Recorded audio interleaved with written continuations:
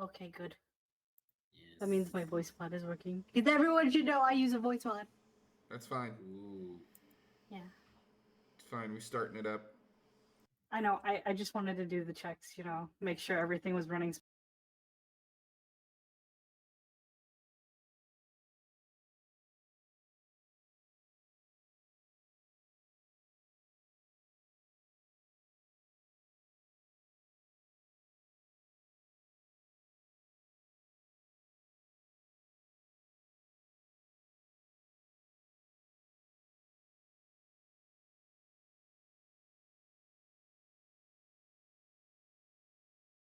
Well, what do you say you and I help our kind lord into the seat of power? Thank you for the raid, Leo. We're having technical issues. All fucking ready. If I didn't know any better, it's because of a certain lion used my goddamn PC as a letterbox last time while I was on vacation, but I don't know. We'll find out. It's not a there it is. but Okay, it's the intro music. wildest ride you've ever met. Turbo Trike. It's the miracle machine. Half bike, half tank, and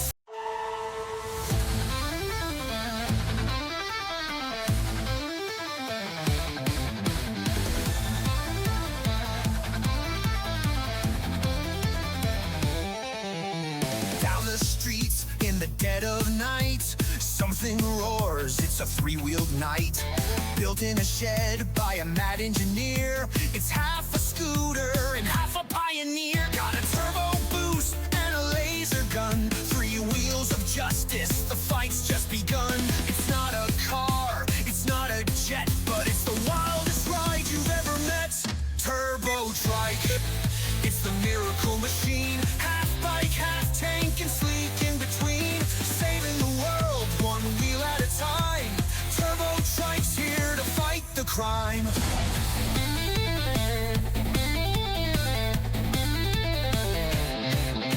The pilot's a renegade, tough and sly, with a mullet that screams, I'm your guy. His partner's the AI named Wheelie Q, a wisecracking sidekick who knows kung fu.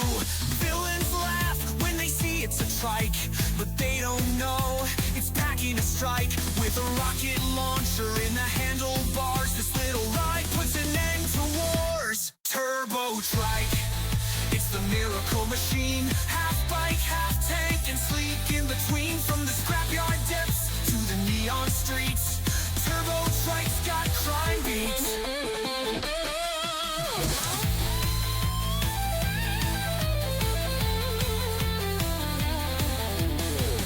Wheelie Q, analyze the threat. Danger level, about a 2, let's roll. Let's show them what three wheels can do.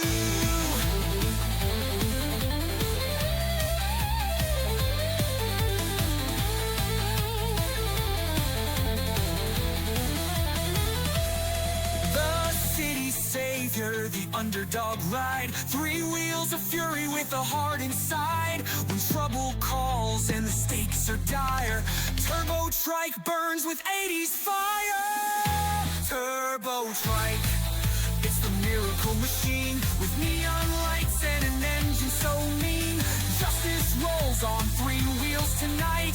Turbo Trike fights the good fight. Turbo Trike, wheels bigger impact. Yo, Bob Ross, you the boss, no debate. You painting masterpieces, making colors vibrate with your fro and your soft voice. You bring peace, watching the joy of painting puts my mind at ease. Every stroke of your brush is a work of art, creating landscapes, letting love into my heart. You teaching us that there are no mistakes, just happy accidents. Bob, your talent and kindness got me catching feelings in an instant. Bob Ross, my inspiration, my artistic guide. You paint dreams, taking me on a wild ride with your gentle spirit and endless creativity. Oh, the legend will always remember and love endlessly.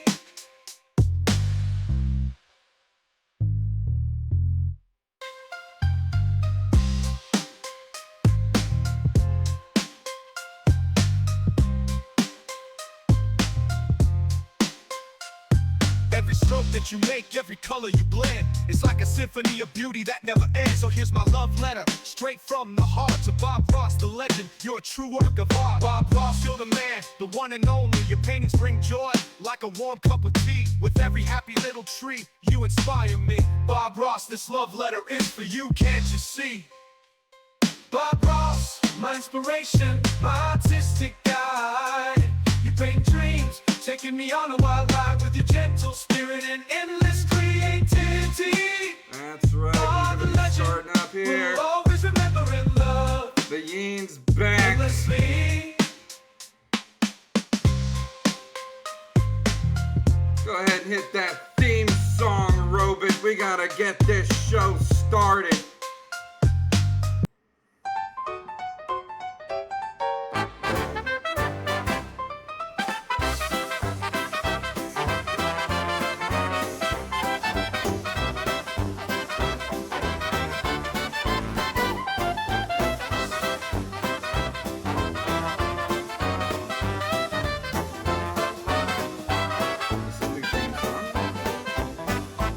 The Silenced Banter is a show about a bunch of idiots who don't know when to shut the fuck up. Oh, wait, did I say don't know when?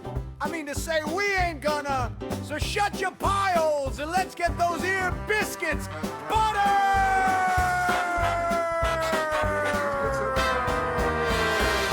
Welcome to the show. Sit down and make a friend. So many things to learn and know. Will the stupid ever end? Steve Dave's not here tonight, still gonna ban about Wait. wrong and What right. did you just say, Robot? A substitute host is taking the reins. Let's have a great show No, tonight. Robot, that's not what's happening right now. Cause the idiots stay violent. Don't worry about the wine. Robot. Cause the andro's gonna shine.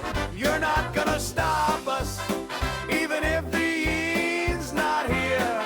The show's going on, it must. So gather around and pass a beer. Robot! I'm right here!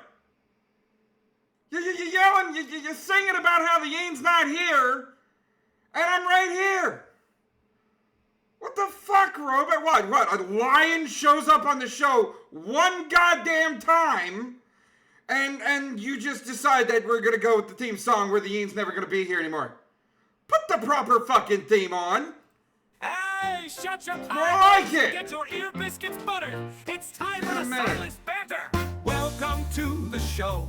Sit down and make a friend. So many things to learn and know. Will the stupid ever end? Steve Dave's your host tonight. Gonna bant about wrong and right. If you wanna co-host, come on in. The show's about to begin. This banter gets silenced, cause idiots get violent. Don't worry about the wine, cause the hyena's gonna shine. The king is the lion, and the lioness his queen. But there's no taking the last laugh from this grinning banting yee. Perhaps the judge will bring his gavel down, sentencing the stupid to frown. One thing's always in the plan. What's going on with Florida Man? The lights are on, the sound's up high. The show's starting soon, so let's introduce that hyena guy. It's Steve Dave with the Silenced Banter now. The show's starting right now. Goddamn right. Hey, what's going on, everybody? Yo! He's playing his Florida Man theme. The Yin hath returned from the Darklands, known as Carolina Fur Fair. The Yin has returned from Mars. We need to tell Steve Yes, to boost the his lion game. also. The lion also has returned from Carolina Fur. Yes, I met Lysander. We discussed things. I shall get chicken nuggies, but we still have to stay in the elephant graveyard. Chicken nuggies. I have no idea what he's talking about. Well, I'll tell you what though. That barbecue place we hit up, that was fucking good. That was good damn barbecue, Lysander. That was. It was good. Oh yeah. Oh yeah. I wish there was more food. Like the portions. And the were cornbread kinda was small. good too. I'm glad we got a free thing of cornbread because. Did you guys have Starbucks? When we were No, not we getting didn't. yelled at by our neighbors. Well, we weren't getting. Goddamn neighbors. You were getting yelled at by your neighbors? What was going on there? No, at the restaurant. You remember that? Oh yeah, fucking some leftist bastard. Rando. Well, now to be fair, the family explained that shit, and the person lost someone during the 9/11, and your wife had that theory about 9/11. Yeah. Hey, Steve, So he I took have a offense question. to it and made a fucking big deal about it when I wanted to know the logic. Niche has a question. Oh yeah, what's up? Can you turn up your gain? Turn up my game. Alright. Alrighty. Let's see. Here we go. Turn up my game. Even though I might not be of the greatest quality over on the Twitch base, I hope it's okay. I mean, it just sounds like you're like 10 feet away from your mic. Well, because I am 10 feet away. What, you want me to French it? Oh, okay. We want you to be closer to your mic. You and your mic are friends. I could say the same thing about you, Mr. Co-host or substitute host last week. Hey, that was a good show. I could barely hear you over Nisha. It's not my fault. I have a big mouth. You do, but that's Don't that's. take That that out would of make it context. your fault. I'm just glad you made it. Hey, look, you know what's my fault? Not having the episode finished editing yet. That's my fault. Okay, I'm not done editing the episode yet. It's that also was my fault. I'm the one that made you have to edit it in the first place. That's true. That's true. Me and my gamer words. You and your gamer words. I haven't even gotten to the gamer words part yet, but that's. Oh, no. Oh, yeah, You it's gonna be a You little haven't bleep. found the sound effect you're gonna use to bleep me out yet? Yeah, I still have to look for I might look at one of those you know those AI animations with Sora that's been like a cat doing something fucking annoying in front of a door and then like playing a tuba or some shit like that. And then they just squeal after the owner takes whatever it is away from. I might rip one of those sounds. No. You should get the sound effect from Guitar Hero when you miss a note. Oh, yeah. That's a good suggestion. That is. Candace Duo said, "How many push-ups did you do while on vacation?" None. I swam like a goddamn fish. You're on Twitch, aren't you, Steve? Hold on. I am on Twitch. Oh yeah, Right that now. reminds me. I forgot to turn my channel redeems back on because I turned them off during the Silenced Banter. Yep. Hold By on, the way, is it- coughing is going to be a Is it regular still thing. You tell him, Steve. Yep. Yep. Same as, You tell him, Steve, Dave. What Yep. Leo didn't want to do Wait, push-ups X, and sorry. sit-ups. Yeah. Well, This way I can pay attention to the chat. No. Leo would have been more fit Stuff to like do make push-ups Leo and smart. sit-ups. Steve, I gotta talk to you about your background. We need to work on a background for you, and I'm gonna make it for free. Look, no, I'm good. I'm good. I can make the backgrounds. I'm cool. Yeah. I appreciate it. He has Steve, other forgot- Tell you what, backgrounds. Nisha, if you can make a nice set for the holiday season, fine. I'll take you up on that because that's less for me to do, and you offered. So Yeah, I can do that. cool. All right, let me go to the library. The library. Wish I could make it to the fair. Sadly, I can't leave college. It's okay. You be a useful person. Be one. Wolf, what the fuck is in the background there? I hear Link to the Past music. Lissandra's That's playing. me. I'm playing around with randomizers. Well, it's a good thing Tweedledee and Tweedledum of the Lion variety is here because I have an announcement on that front. Ooh. I'm fired. Ooh, you guys are in trouble. Well, We don't no, they're not in trouble. Oh. I am now a retro achievement hunter. What? What? I made an account on retro achievements. Uh-oh. Oh, One of oh, us. snap. Yep. Snap. One I went and did it, and on Monday, on this very Twitch It's channel, one of the lions. will be the very first game that I will play, and it will Pokemon also Symbol. continue my streak of retro games because I said we weren't going to continue the Mega Man Battle Network series until I got a certain title out of the way. Well, goddammit, through retro achievements, I'm able to play that title. We're going to be playing Mega Man Network Transmission Monday morning. I don't know what that is. It is the only GameCube Mega Man Battle Network game. Is it really GameCube? Yeah, GameCube. It was the only one. And the only reason we're doing it now, read between the lines. I like it. So then I take it Oh. that you did get Dolphin set up properly. Yeah, I do need to get that thing. Oh God, Robot, that was a little loud there. Turn Yeah, it down. Dolphin actually wasn't too hard to set up. Yeah. But yeah, Dolphin supports Mega Man Network Transmission was one of my favorite Mega Man games because it mixed together classic Mega Man platforming with the Battle Network's chips and how you built your deck as far as that. So I'm super excited to play this game. I'm just, it is the platformer why it is. And I'm glad we have a mod in the chat. I need to start modding some major badasses in the chat. I need to mod Leo because he went and he did the thing.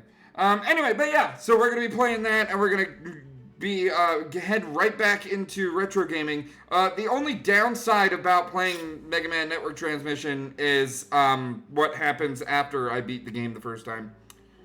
Because I have a habit of doing a challenge run after beating a game, and that challenge run consistently has been Mega Buster only. And the Battle Network series is... Fuck, it's hard when you do just the Buster. I'm not sure how that's gonna go. You know what that sounds like? Huh? You know what that sounds like? It doesn't sound like an excuse, I can tell you that. A skill issue. It's not. It's not. Zero.exe looks chopped. Well, Zero.exe, that's another thing that I hate about like the Mega Man Battle Network series, is by writing out Network Transmission, you don't know where Zero went. Zero would have been excellent as Lan's dad's net navy. He would have been excellent in that role. You have Zero and Mega Man? Come on. Missed opportunity. Anyway, that's me nerding out. Followed your retro achievements count. Cool. I'm glad you found me. I don't know how to edit the profile. I tried to find it. All I did was go to my page and take the end bit of the URL where it says the Stone Philosopher Leo, and I replaced it with You Tell Him Steve Dave and hit enter. Oh, there you go. You figured it out. All right, but guys, we have a lot of things to go over to this show. As well as I have to fight Con Crud while I am doing the show. Yeah. That's just a regular occurrence, guys. I suck down fucking emergency like goddamn Tic Tacs, and I still got a little sick. So, we're gonna, I mean, that's what happens when you go to a con. That's what happens. But guys, we have Florida Man. We have Florida Man antics. We have we have a continuation of several world records, including one world record from Florida. We have the resurgence of an old bit on the show. We got an old gimmick, an old segment coming on back this show. And we have our game and palate cleansers, which are good. Sometimes I get the Carolina crud. Everybody gets the Carolina crud. I'm still salty I lost the game last week. Oh, yeah. Fuck you. Fuck you. I lost the game. God damn it. You're I hate that I wasn't there for it. I was able to come. I haven't gotten that far in the editing, so you guys are just going to have to wait with bated breath. But anyway, guys, let's get onto the show. Guys, if you are new to the Silenced Banter, we have a whole bunch of things, including some racist things. Black people are superior. Beautiful. We are superior. Everything that we do, we dominate it. Every little thing. Some of the best entertainers are black. You know what? You're right. You're right, lady. You're right. Black people are superior to white people. They have a much higher crime rate. They have a much higher multiplication. They have a much higher single motherhood rate than white people ever could. White people are not trying hard enough. Yeah, like. Yeah. So, yeah. We don't have nearly as much sickle cell. That's true. That's true. What's up, Sinwa? Swear I'm not wasted. All right, yeah, so we have racist things like this, bitch. Sports is full of black people. We have invented everything. No, wait a minute. Is this bitch trying to tell me that black people, well then I guess black people invaded slavery. I mean, if she is reliable information and black people invented everything, then guess what? You know, like that. I don't think you want to be on record saying that one. I mean, black people invented peanut butter. They did invent peanut butter, and it is by far the greatest invention known to food kind. Anyway, we also have some sexist things. Can someone tell me what MAGA men find canceled? attractive Why? so that I can wear the complete opposite? Thanks. Or somebody attempting to. Anybody gonna tell her? Anybody gonna tell her what MAGA men find attractive so that she can wear the opposite? Anybody? She's already wearing the opposite, really. Ben! She already is! She already is! She could use a bit more colored hair. She's forgetting the nose ring. She needs to color in that little mole underneath, like on her left cheek, underneath the frame. Tattoos. Yeah, she's... Nose ring. Nose ring. Nose ring? Oh. Yep, that's good. I just said nose ring. Hold on. Oh, no, but like, yeah, Nisha did say it first, but... Yep, Sydney Sweeney. That's right. If you just look as opposite to Sydney Sweeney as possible, Sinwa wins the stream there on that one. I'm sorry. Okay. We also have some. She needs to register. Oh God, what order did I put these in? Oh shit, that was that the political one? Oh shit, do I have these in the right order? Do I have these in the right? Okay. No, we have them. Okay, so we have another bit of sexist one. This bitch. Just dumb and doesn't realize the impact of his actions in a society that keeps looking for an excuse to vilify trans folks and make it harder for them to live. Okay, so this bitch wants to make what he's about to say all about how trans people are offended, or have to fight to be alive, and they're targeted by everyone. Listen to how he addresses this. By the way, this man owns a gym. This man owns... He's a gym bro? Yeah, he's a gym bro, and he owns one of the first gyms that COVID wanted to shut down. You remember when independent fucking owners of businesses had to fight to keep their fucking business open during the height of a disease caused by China? Yeah, this guy. Oh, do I? Yeah, this guy was one of the people that fought for his gym to fucking go up, so... Why? Because I defended a woman that was being verbally assaulted by a man in the women's locker room, a man that is a convicted felon for domestic violence. Then they went after my small business Taste, leaving comments and bad reviews calling it transphobic, trash, and even attacking my customers, calling them this is white phobia. supremacists, which makes no sense considering I was defending a black woman. Then they demanded that I do better and apologize. So I put this post up yesterday saying I absolutely... They're targeting my business Taste Flavor Co. now by leaving comments on ads, posting bad reviews, sending messages calling me transphobic and demanding I do better and apologize. Why? For defending a woman who was verbally assaulted in the women's locker room by a man convicted of domestic violence that had no business being there in the first place. Exactly, where the hell is It's heartbreaking that in 2025, we're attacking someone's livelihood for standing up for a woman's right to feel safe in her own space. But I'm good. I'll never apologize again for doing what's right, and Taste will keep growing and thriving. I salute you, my man! More cry bullies. I salute you, my man! Mega Steve. And I agree with why. Weird topic to be transfixed on. Yeah. Do you know how many fucking like cry bullies I have to deal with on the daily? Oh my God. Absolutely. Don't get me started. But we also, on top of that, we also have some patriotism. I salute that. I'm keeping my hand in a permanent salute. The same way you love US, the same way I love here too. I got this country by heart. I can fight this for guy's this relatable. country. I angry when somebody talking shit like, in this he's country. just like me. Because you know what? God bless. This country's everything for me. I got my beautiful family here. I got everything here. I got the American flag brought to my house. Like you. Because I love US. I wanted you to understand that. I wanted you to understand I love this beautiful country the same way you love here. And I salute you, sir! He's just like me. This is the kind of immigrant we love. An immigrant that came here legally and wants to make this country great. That's my objective. Not hard, guys. Not hard. Yep. Dido, have you looked into how much it costed to immigrate? Now, mind you, it does cost a lot of money, but you can earn it.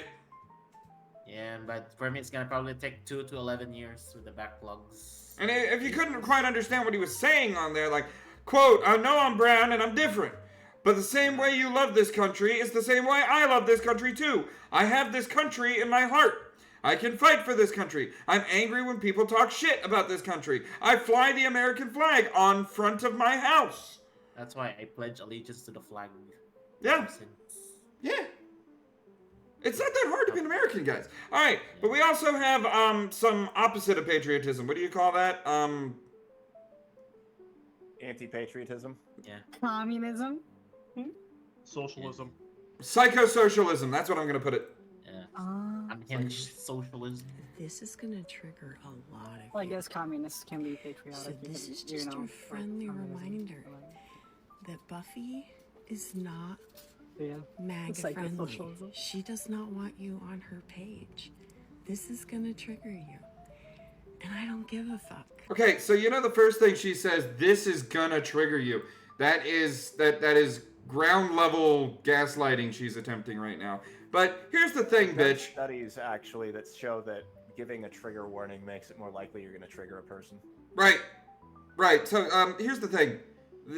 The thing that's going to get me, because I am not MAGA. I don't have a team. I don't subscribe to a team. That's why every time someone's like, "Ooh, you voted for Trump," I laugh in their faces because I don't vote.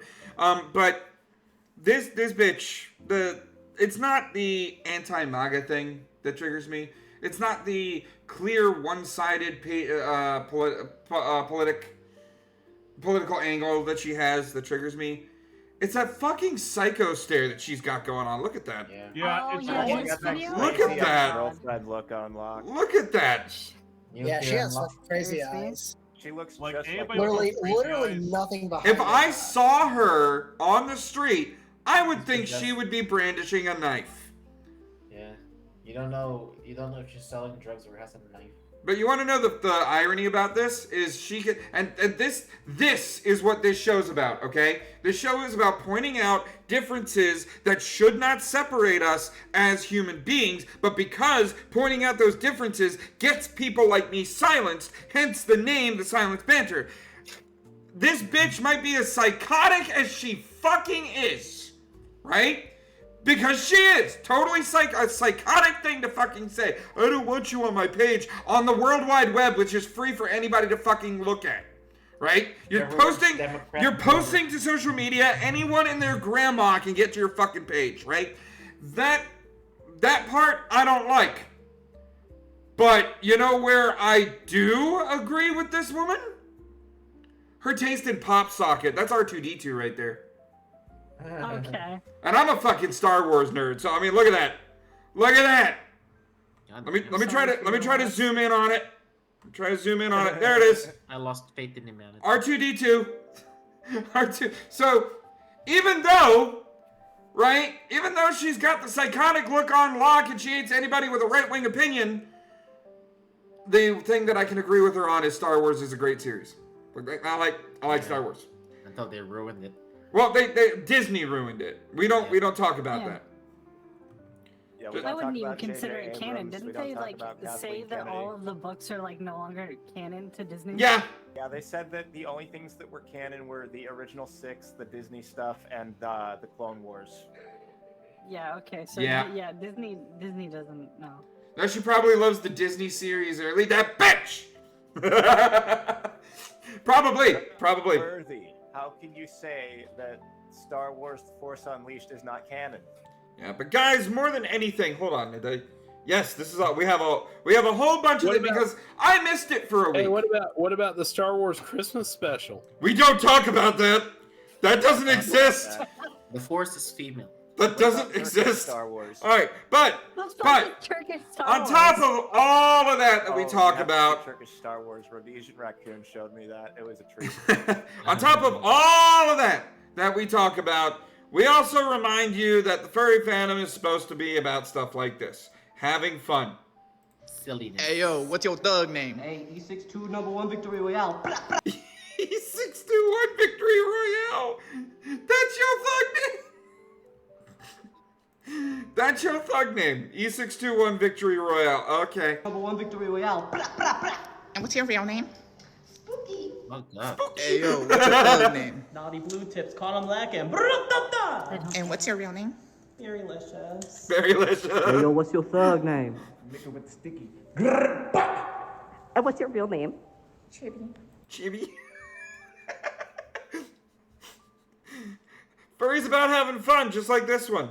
Like, check this out. Check this out. These people were having a room party, right? At a Quantifur.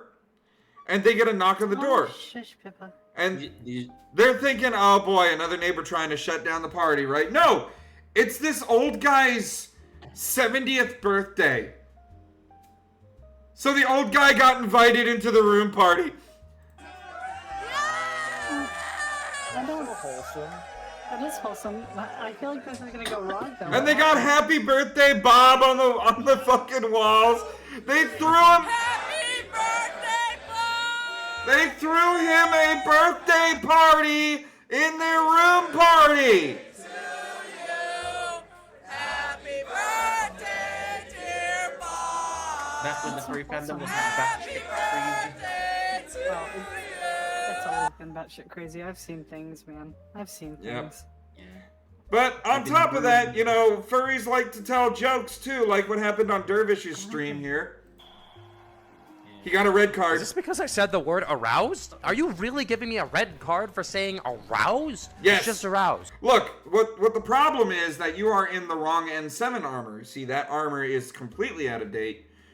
You should be wearing the Mjolnir Mach 6 armor, you know, with the 117 on it that is green, because Halo is infinitely a better series, and I will stand on that. But let's continue watching this. Don't worry about that. It's just a word.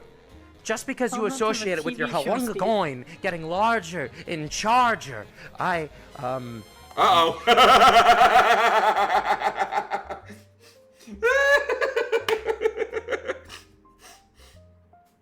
Oh my god, VR chat is definitely a furry haven.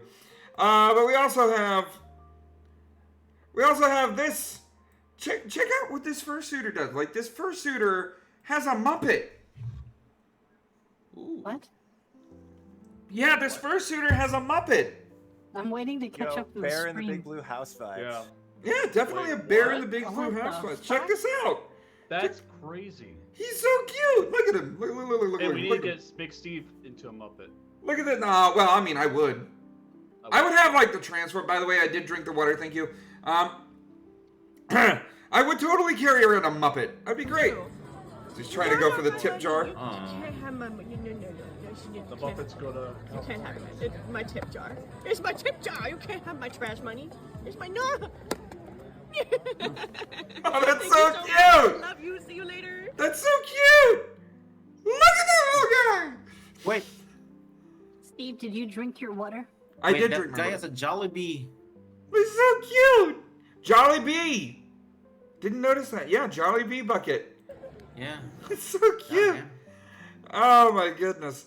And also we can't leave out the Christian furs because Solfege does some funny stuff here. Solfege, if you're out there, you need to come on to the Silence Banter. We're calling you out, Mr. Christian. Check this out. How many times do we have to teach you this lesson, old man? See, you know what's great about that video? You can laugh at it because you recognize the SpongeBob joke. It doesn't have to be about the Bible. I will look at what happened in Galatians 3, verse 1, but only because I'm curious about it. And finally, we have someone who enjoys making drinks based off of species in the furry fandom. Damn mean. Yeah, check this out. I found the G-Spot. Here's a drink to celebrate. The G-Spot, the hyena. Excuse me, hold on. What? What is this drink about to entail? You got turned into a drink. It's called the hyena. What does this do? I mean, it looks good. If that's the finished drink. If that's the finished drink, it looks good. Well, it looks like there's chili peppers on top. Yeah. It's probably gonna be like a mojito. It's probably gonna be like. Want peppers? Now, okay, so my guess, considering on the color. You know, it's got the lemon wedge there. I'd probably or a lime. That's a lime wedge. Well, I'd probably be without it anyway. I'm not much for limes, but I'd probably be without that. I'm curious as to what the rim, what they did on the rim there. I said it was crushed red chili pepper. Crushed red chili pepper. I mean, if it is, I would like it, but we'll find out. That's what it looks like. No, That's definitely what it looks like. It's just salt. Consider the following: cheese whiz and peanut butter sandwich. I will consider that following. Dude, there's a fursuit based on Raising Cane's, and the company sent a letter to them. Anyway, if I had to guess based on the color, there's definitely a lot of citrus going on. So I'm guessing there's definitely like orange juice in this. Which, you know what? That's fair if it is, because I do enjoy a screwdriver every now and then. Ooh, what if it's pineapple juice? Ooh, it depends on what they mix it with. Depends. Yeah. Let's find out what the hyena entails. Enjoy. So hyenas, they're loud. I am not loud. They're annoying. I'm not annoying. You're annoying. I'm not annoying. No. They're stinky. I took a shower before this stream. I take a shower before everyone. We are not stinky. So I feel like what I gotta do is create some kind of drink that kind of exuberates their loud personality. Lions that have these stereotypes. Oh my god, this is just gonna be a stereotype video, isn't it? This is just gonna this is a species this is a species racism before I make the species racism videos. And it's all about mixing an adult drink. Wait. How do you become racist to a species? Wouldn't it be speciest? Yeah, exactly. Species. Well, I'm racist to lions. That's the joke. I mean, you're a species to lions. Yeah, you're a lioness to lions. I'm lionist. I'm not lionist. I do not describe myself as lion anything. I am not lion like a lion. All right. Anyway, let's find out what the loud personality apparently. False, by the way. At first, I was thinking, I want it to be a stinky drink. You want to be a stinky drink? Stinky. I'm not stinky. Funny, and I was like, how fucking dare you? It is not funny. Good drink if it was stinky. We're doing some tequila. Slander. Oh God, you're putting Jose Cuervo in there? Oh God. Whew. That I'll tell you what. That is my kryptonite of alcohol. What he's about to put in there. Gonna get smashed. What he's about to put in there. Tequila? No, that's my kryptonite. That is why I favor rum. Because tequila will fuck me up. I need to have you on in what on way? Can you describe to the audience how tequila fucks you up? Yes. I become loud, obnoxious, really good at. I become loud, obnoxious, really good at Tetris, but very clumsy. How does alcohol? Did you say really good at Tetris? Really good at Tetris, and I will not explain why. I was like really tempted to do some kind of like brown color. Oh, they're putting like in fart spray. That's like 2 ounces of tequila. Like on top. I was like, that'd be really fun. Fart spray on top. Excuse me, hold on to that idea when it comes down to the skunks, okay? Put fart spray on top of a drink. Fucking, that's skunk. Wait, what? That's fucking skunk. Because it would be really funny that hyenas are stinky, so put some fart spray on top of the drink. No, hold that shit. This yeah. is just a review of this guy's drink he made. We're only 30 seconds in, and I'm like, this does not represent me. You know, Steve needs to do a drunk Tetris stream. You know what? I might. If I can find my Wii, I have Tetris Party, I think. Do you know how many Tetris games you can have on your computer? Not enough. Probably for free. Not enough. Anyway, let's move on with this.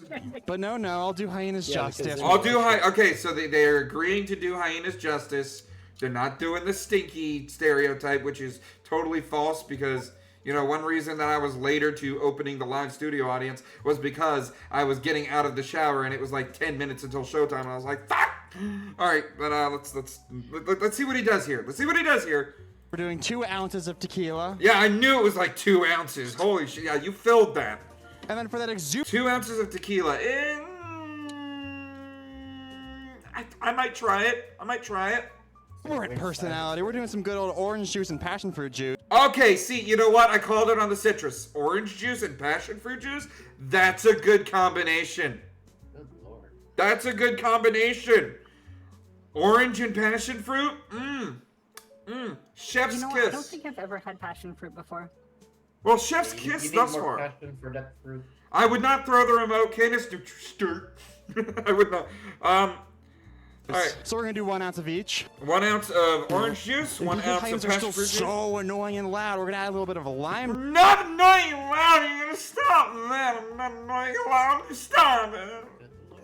Juice to keep up that exuberant train. But not just that, hyenas have a sweet side, guys. We're adding a little bit of honey syrup. Okay, honey syrup to balance out the lime juice. The bane of existence. I'm on board, I'm not bored. 3/4 ounce of lime juice. And 3/4 ounces of lime you juice. go. And then we're gonna do 1/2 ounce of honey syrup. And okay, so I think he should have added a little more honey syrup. We're sweeter than that. You are sweet. We're sweeter than that. We're sweeter than the lime juice. There should be 1/2 ounce of lime juice. There should be 1/2 ounce of lime juice and 1 ounce of honey syrup. That is my critique here. There needs to be more honey syrup than lime juice. All right, let's mix it. All right, so mixing it up. Make sure to comment down below if you want your species to be featured next, because I am getting to everyone, don't you worry. And then to really give that kick for that kind of laugh they got, a little bit of a tahini rim. A tahini rim. Okay, that wasn't crushed red pepper. It was tahini. Oh. That's nice. What the heck is tahini? Yep. So I drink that. Doesn't that drink just look annoying? Sorry, Hyenas, I love you. I love you, 'cause- All right, you get a pass. I love you too, buddy. No homo. Oh god. Yep. Not even a little bit. Nah, a little bit. Too young for my taste. Too young. There's I'm a old. saying we kiss the homies goodnight. Do we do that here? Or Well, maybe on the You cheek. kiss Or homies the forehead. goodnight? I don't know. Wait, you don't kiss your homies It's goodnight? Wow. not. Remember, it's not gay until your balls touch. Anyway. Listen, it's not gay if the balls touch. It's only gay if the tips touch. It's not gay until your balls touch. No. It's if the tips touch. You can let the balls touch. It's okay. Look, I am not gonna sword fight with someone else. Anyway, guys, we do have some more stuff to get to, but that was the opening, and then now you basically understand what the show's all about. Look, it's been a week since I've hosted. Jimmy, Oh my goodness. Jimmy, You should bring back that lion dude that was hosting last week. He was so good at it. Even though his volume was lower than one of the people in here, and I listened into he had a lot. I've cut. You nuked me. You nerfed me so hard. I didn't have to be louder. Guys, I gotta say thank you so much, Leo, for hosting last week. That was great. That was great. Oh, you're welcome, dude. Yep. I was able to enjoy, and also we're doing the O'Connor family. We are raising money for that. I do have now. Okay, so before I say this, guys, I do not talk to my sister. All right, this is what makes the GoFundMe difficult to run. Okay, I don't talk to my fucking sister. I don't. But Mama Dave got Sister Dave to write out a long ass update. So I'm going to, speaking from experience, no, that's just a joke from a comic that I read once upon a time. Anyway, this is I finally got a long update that I'm going to add to the GoFundMe, but I figure I'll read it live here so that you guys understand that things are going on. All right? So this is their situation. By the way, my nephew goes under the knife next week on my birthday. Okay. Go figure.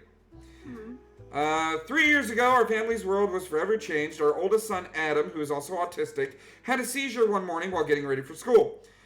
Little did we know how much and how drastic our lives, especially Adam's, were about to change. After 3 more seizures and an EEG study, Adam was officially diagnosed with epilepsy. Oh no. Adam being my oldest nephew.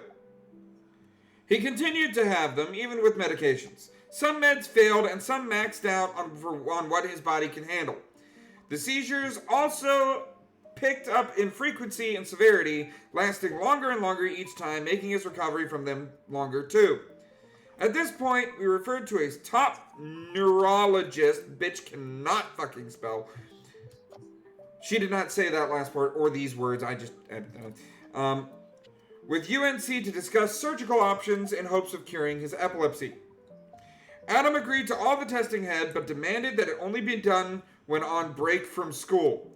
He was a straight A student and loved school so much that the idea of missing even an hour bothered him. Oh, damn. Talk with the Napa imprint. Holy shit. Okay. Only because you redeemed it at this time. Why, you chaotic son of a bitch. Oh, damn. His doctor first ordered an EMU admission study on Thanksgiving Day, where they began to taper him off of his meds and caused his seizures to present themselves. Adam seized the first day without any medication. That first seizure caused Adam to code and flatline. There, he died. By the grace of God and the amazing code team, Adam received 2 rounds of rescue meds and CPR and was revived and sent to the ICU, where he produced 4 more seizures. That's it. That's all I'm going to do. We received news that his results more than qualified him for the surgery, but there was a lot more testing to be done. He made a pact with his doctor that he would complete all testing before June, but refused to have the surgeries before graduation. Yeah, we're talking about high school senior. His doctor agreed, and we hit the ground running. On school closure days, we traveled to UNC for scans and testing, and on Easter break, we traveled to Tennessee for the MEG scan so that his neurologist and neurosurgeon would have the most exact results for the surgeries ahead. In June, we were given the results of the tests thus far. Adam has right-sided, intractable-related epilepsy. His seizures originate from the right side of the brain in the temporal lobe. The temporal lobe is responsible for hearing, speech, memory, and moods, or behavior and personality. Adam's affected brain region, however, is refractory.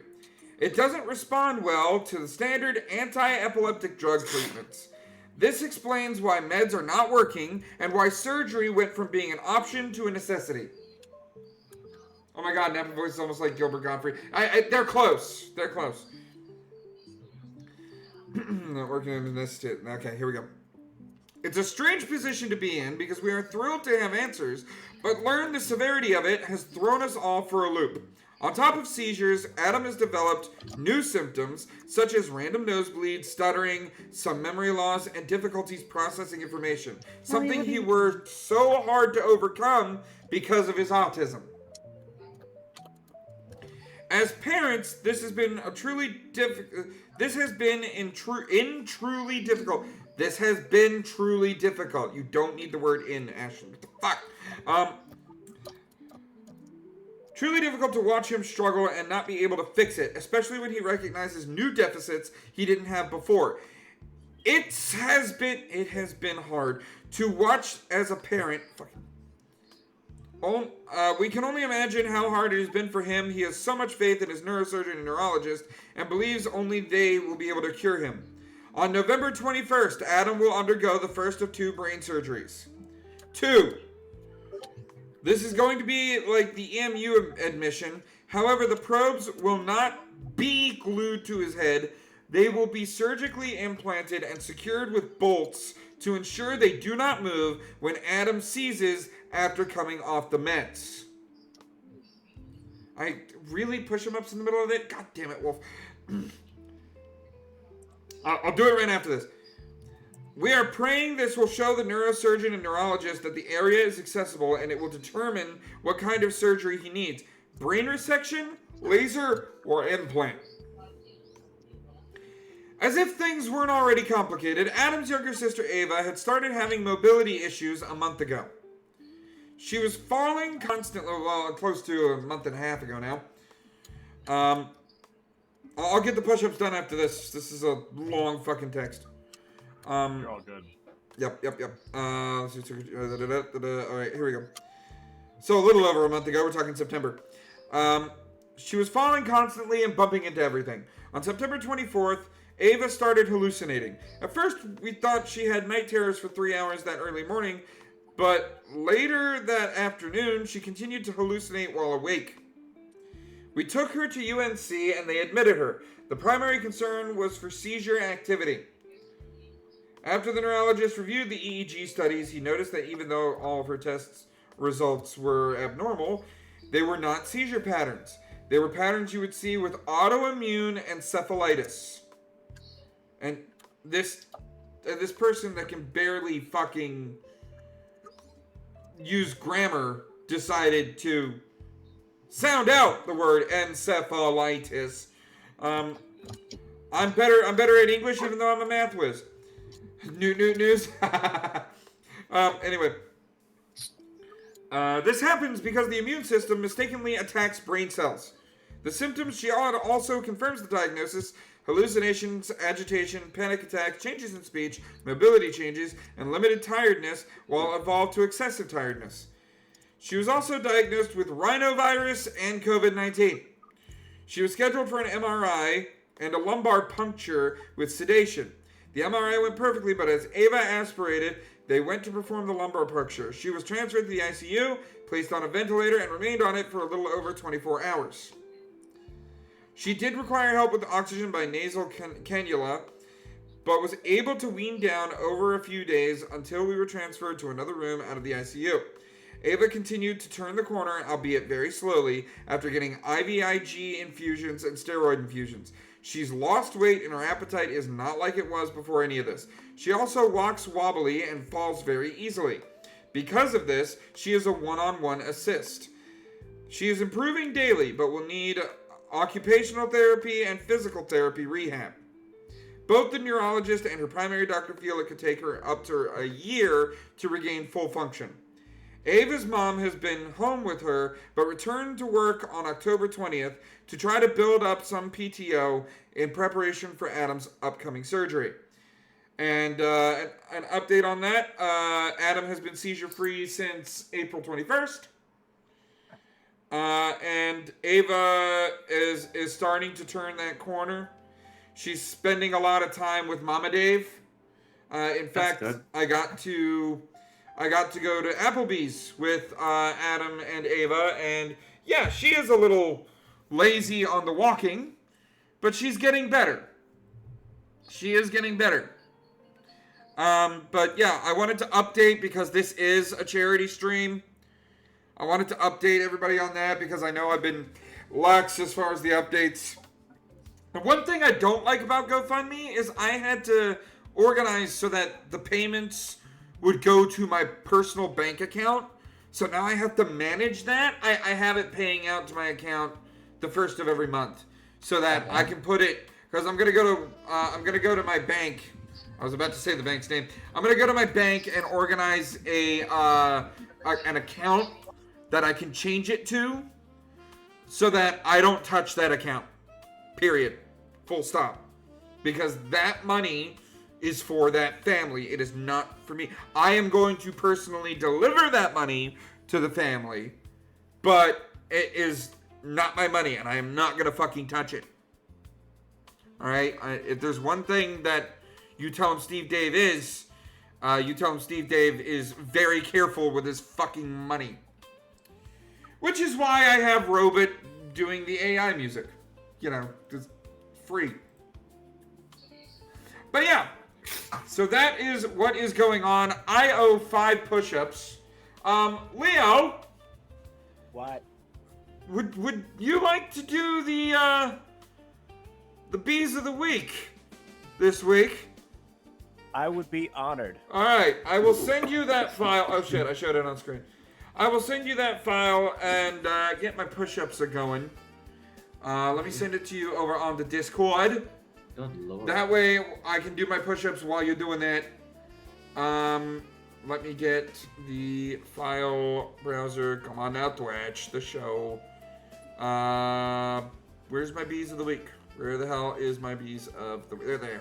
Here they are. Okay, and then Leo, the stone philosopher. Okay, here's the bees of the week for this week.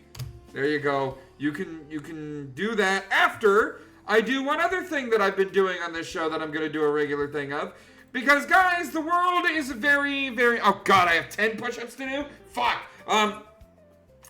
Guys, the world has become a very depressing place lately. So here on the Silenced Banter, we want to give you a reason to celebrate. Let's look at today's holidays. Now, today is November 15th.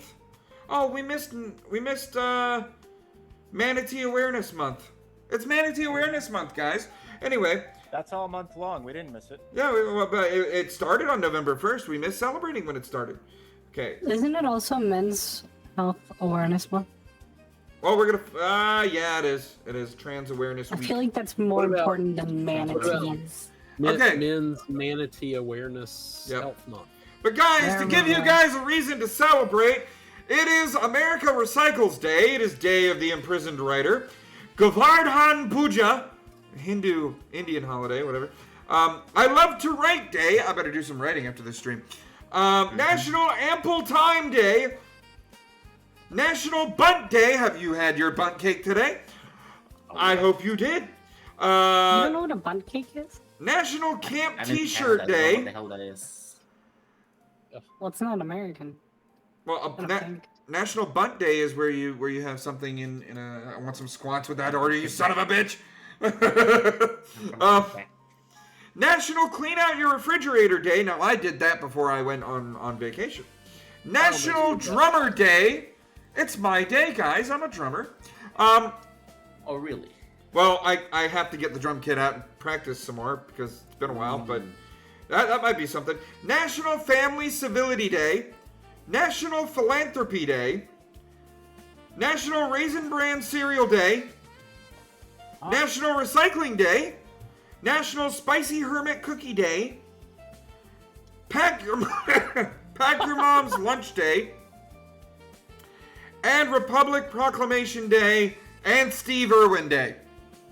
Steve Irwin Day. Yep, Steve Irwin Day. And we have a handful of birthdays, so if you know any of these names, wish them happy birthday. Ariel Fulmer, B.O.B., Bobby Mayers, Catherine Missel, Chad Kroger. Happy birthday, Chad!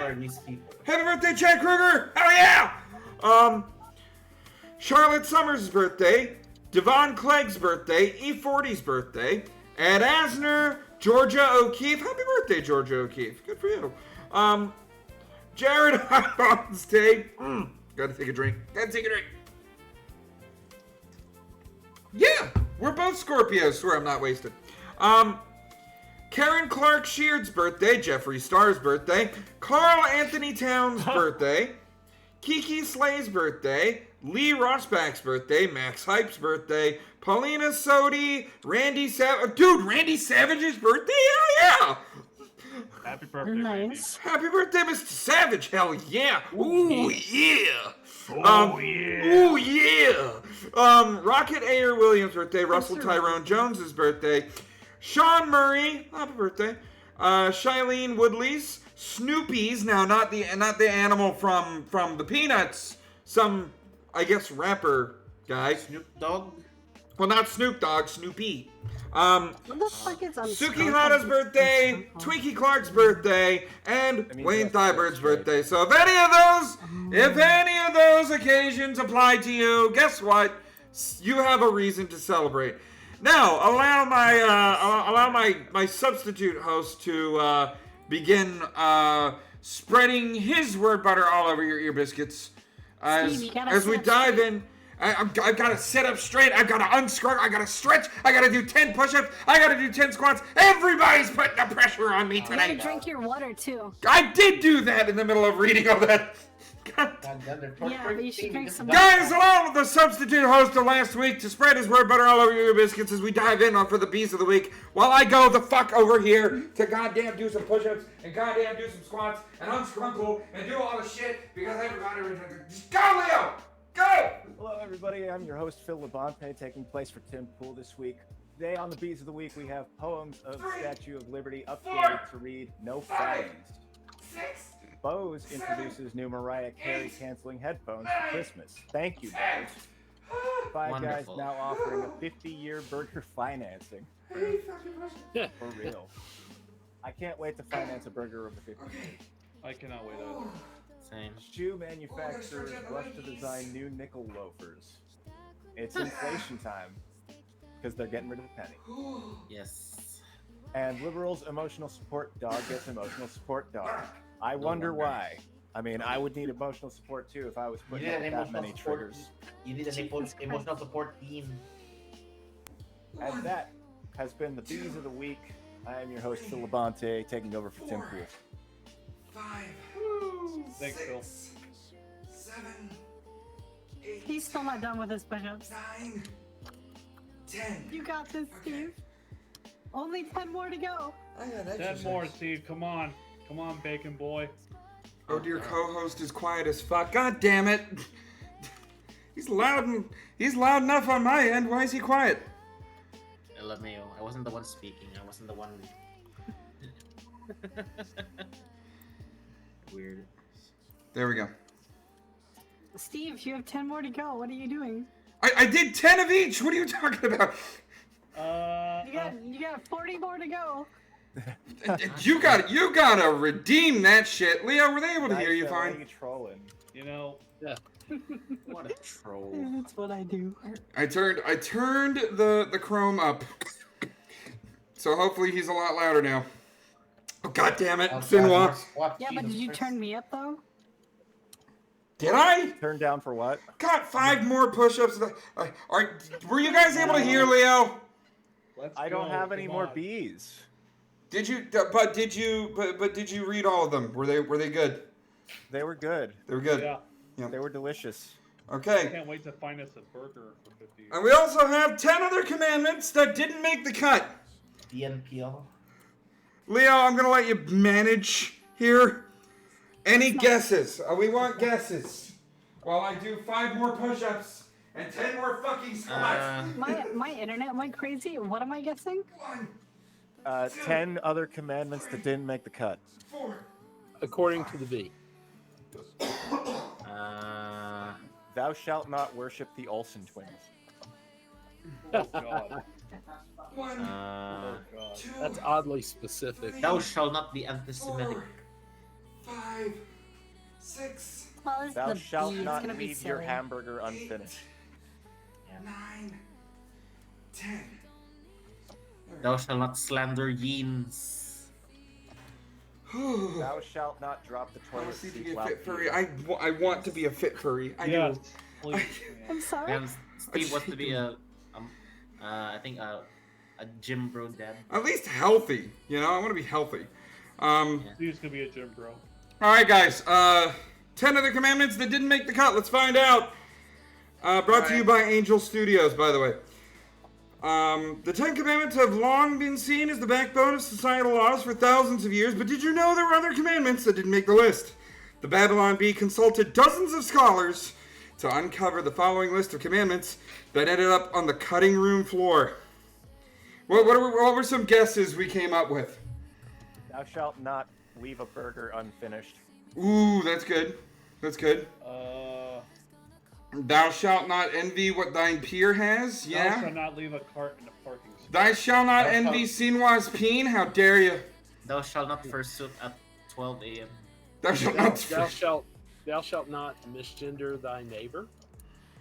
That just makes you big and cuddleable. Shoe. Anyway. Thou shalt not try me. Thou shalt not try me. Alright, let's find out the other 10. Remember the Sabbath day by wearing your favorite NFL team's jersey to church. Unless it's the Cowboys, for that is sin. Okay, cool. I'll work with that. Alright. Number 2. Thou shalt install the toilet paper roll with the end of the toilet paper coming out from under, not over, for over is a perversion in the sight of the Lord. Under is how you prevent cats from playing with the toilet paper. That is Also true. closing the bathroom door. Yep, that too.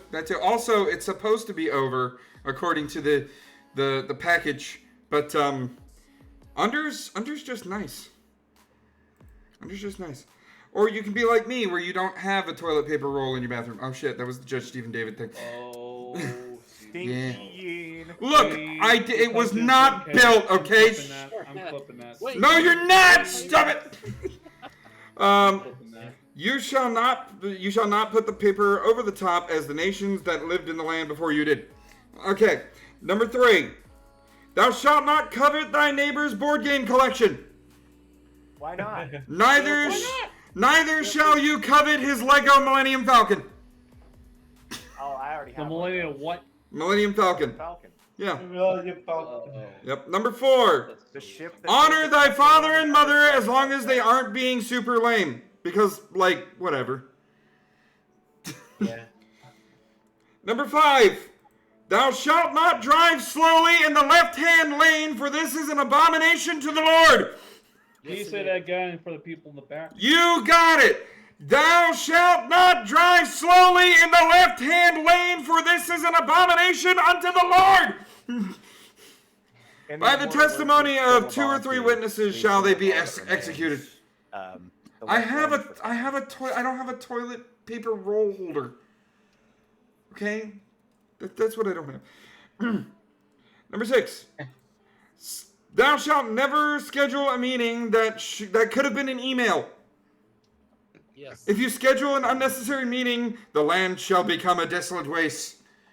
Thou shalt not covet amaranthrize between your soul. Number 7. Any man who puts pineapple on his pizza shall but cut off among his... They put the wrong thing. Shall be cut off from among his people. Blood shall be on his own hands. God damn it, Canis. There's a reason why them push-ups are on a limit. God damn. Number 8. Thou shalt not discuss your time spent at the gym, for there is no one in the land who cares about your gains. Verily, verily. And number 9. Thou shalt just publish the recipe and not your entire life story. Woe to the man. I know exactly what it's talking about. Woe to the man or woman who causes his brother or sister to scroll endlessly. And number 10. Thou shalt not bear false witness unless your lies make you the most popular podcaster in the world. Even though you may not know, you just know. I'll be back. I gotta pee. You do that. And don't make a sound. We're trying to shoot Steven's. Why not? I'll be Saitama. Fuck it. And that was 10 other commandments that didn't make the cut. Oh, man. All right. Let me go ahead and get 5 more push-ups and 10 more squats done. Talk amongst yourselves a little bit. Okay. Okie dokie. So how it goes, folks? I'm doing good. How are you all doing tonight? I'm dead tired and I have a cold. Well, goddamn, go away. Yeah. I also guess I'm burnt out in life. What about burnout on life? Sorry, I had to go to the bathroom. Yeah, I'm just. 5. I'm tired of doing work and 7, school. 8. Oh. 9. Yeah, university. I would sucks. say take a break from school. It's kind of hard. If Boy, you I'm like glad I have some PTO, snacks I there. would Y'all definitely make me hungry. put that in. I'm out of PTO because I'm part time and I'm uninsured. Oh dear. All right. Oh, Guys, we got some Rippy Bits articles to go through, so let's go ahead and rip the bandage off. Because y'all know in the furry community who I'm going to fucking talk about. I have returned. Here we go. Meet Sonic Fox. Oh, God, not The yet. non-binary furry in Martine Rose and Nike's, Cross Nike's latest campaign. Nobody cares. Yeah, nobody cares. Anyway, Nike's but look, guys, I understand the whole nobody cares thing, okay? But people are saying, well, this guy's popular and this guy does that, this guy does. I get it. I get it. Okay, I get it. I get it. Your butt hurt because your hero isn't thought of as the greatest thing in the fucking world, okay? Shut the fuck up. But I want to know about him, okay? I want to know about Sonic Fox. I don't know anything about this bastard, okay? I can tell you about Sonic Fox. Oh, go for it. We So- got like a brief history of Sonic Fox. Well, Actually- we're gonna find out. We're gonna find out about it. Award-winning esports gamer Sonic Fox has a starring role in the latest fashion campaign for Martine Rose and Nike, a collaboration meant to highlight the particular drive and athleticism of high-skilled video game players. Good for them. Actually, all you need to know about Sonic Fox, go watch that awkward acceptance speech he had on the ESPYs. I'll find out. I'll find out about that. Yeah, that's all you need to know. We got a couple of things though. Let's read this. The campaign gaming division features Sonic Fox as well as several other notable gamers in the community, such as Scarlett, Billy Mitchell, and Tenzi. The collaboration, which attempts to blur the lines between sport gaming and streetwear, paints gamers as quote heroes of a modern arena unquote, who are quote defined by precision, focus, and creative energy unquote. The campaign is one part of an 8-year partnership between Martine Rose and Nike that began in 2023. Gaming, quote, gaming is a new lens into how we view the sport, and I want to help expand that lens, Martine said in an official statement. I've always been interested in finding the corners of mainstream cultures and shining a light on them through fashion, and this collaboration with Nike offers a unique opportunity to do that in a way that's authentic to gamers and their communities, unquote. Dominique Sonic Fox McLean, the quote LeBron James of gaming. I don't think that's a good acolyte. The Dylan Mulvaney of gaming. The Dylan Mulvaney. If the Dylan Mulvaney of the furry fandom. Can I just say real quick? Sure. As a gamer, Mhm. if anybody wants to know what shoes I'm wearing right now, I'm starting the bidding at $10,000. 20,000. Sold. All right. Dominique McLean, Sonic Fox. I'm just going to call him by the fucking furry name. Sonic Fox is an award-winning esports player whose specialty is fighting games, especially Mortal Kombat and Injustice. Don't forget Sonic Guilty Fox, Gear. who is queer and non-binary, nobody fucking cares, won the award for best esports player. And you know what? No. You know what? No. I'm not going to go through the rest of this and suck his dick, okay? It's not going to fucking happen. It's not going to fucking happen. Who is queer and non-binary, nobody fucking cares, okay? Nobody fucking cares. Especially since you have to post on X, quote, I'm gay, also the best Dragon Ball Fighter Z player on this fucking planet, don't forget it. Oh, good for you! You can play a video game better than most people. Good for fucking you. Dave. Steve Dave. You don't say. Yep. But, You have but to understand. Steve, I care. I want yeah. him to. Never mind. I'm not gonna. You have to understand. Okay. The reason that this guy is hated by the furry community is because his entire personality is that he's a black gay furry. This guy's not even new. Oh, yeah. Like, I've been following gaming news for years, Mhm. and this is like the 18th time that he's been a big story. Which I get it. I get it. He's in the scene. He's got the cameras. I get it. But while we don't have the acolytes, this thing has earned. It's important to acknowledge that it's the skill, not hey, I'm LGBT, you should respect me. You know, like that's not it. Sonic Fox, legitimately excellent gamer. Good job. Thanks for doing a lot of good work for the competitive gaming scene. However, their popularity, along with pushing the LGBT agenda, will bite their ass eventually. Mm-hmm. It will. Yeah. Has That bitten. sounded kinky. It will. You want to know the worst part about all of this? You want to know the worst part about all of this? Why does your gender identity fucking matter? Yeah, nobody. It doesn't. You play video games. It's not you being non-binary that makes your gaming better. It's you having the skill to play in that capacity that makes you a good gamer. Besides, the absolute worst part about all this is Nike's probably just using him to market to nerds. Yeah.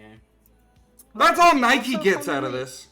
So Steve, what I think it is, I think he's taking on the non-binary thing and the gay thing as like for victim points because like there's like a hierarchy within like everything now, with victim points.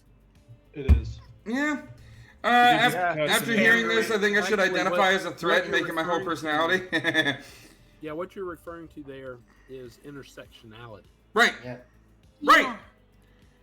And so Pandering. this thing definitely panders. This thing definitely panders. And because he is on the front as far as Nike is concerned, that means the furry fandom is getting a view from the general public. That means this guy really needs to start acting right instead of, I don't know, calling out someone like Alex fucking Jones. Is Nike now sponsoring furries? Oh yeah, now? I saw you. I saw you. Yeah. By the way, this is not a good ad campaign. And by the way, this is not a good thing. This My God, those legs. This is not a, oh geez, there's a picture in the corner there that I don't like. There we go. High visibility. This is not a good thing. Furries back on Fox News. It's going to be litter boxes in bathrooms all over again. It's gonna be video games cause violence again. Video games cause furries. Yep. And you see, this is not a good thing. God, Nike, those legs. Nike, you are saying Nike that pictures like this is okay. So much money over Nike, this. you're You saying know the this whole is get okay. woke, go broke thing? We have had years, and I'm so glad you brought that up. We have had years of go woke, go broke, and you're doing the same thing, Nike. And to Sonic Fox themselves, listen, I don't give a fuck if you're a furry. I don't give a fuck if you're non-binary. I don't give a fuck about your pronouns. I don't give a fuck about any of that because it's not mine to give a fuck about. But when you're a belligerent jackass online just to be a belligerent jackass online, that looks bad on the rest of the furry fandom. There's a reason why my profile says I'm not a furry. I don't. We're anthros. Anthro minus the fandom. There it is. There's a reason why. And it's because of show-offy belligerent jackasses like you've been since this entire thing dropped that I am like that.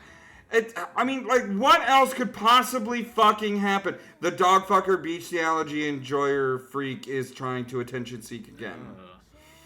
Ew. Now, hold on. I asked... Nike is now a furry brand. So if someone... Like how key is the furry car? Here's the thing. If someone says dog fucker bestiality enjoyer, well, that could just be a stereotype against furries. I asked this person for proof. And so I have to hold my hand up here because unlike certain people, which we'll get to at the end of the stream, end of the news, or end of the outro X-Bits, unlike certain people, I don't promote misinformation. So I don't know if the, quote, dog fucker bestiality enjoyer freak, unquote, is accurate. But how often in the fandom have popular furries ended up being pedophiles and zoophiles and a vast majority. Other things? I Yeah. promised to keep his name out of my mouth. Look, I'm not saying Sonic Fox is. I am, legally speaking, I am not saying Sonic Fox is.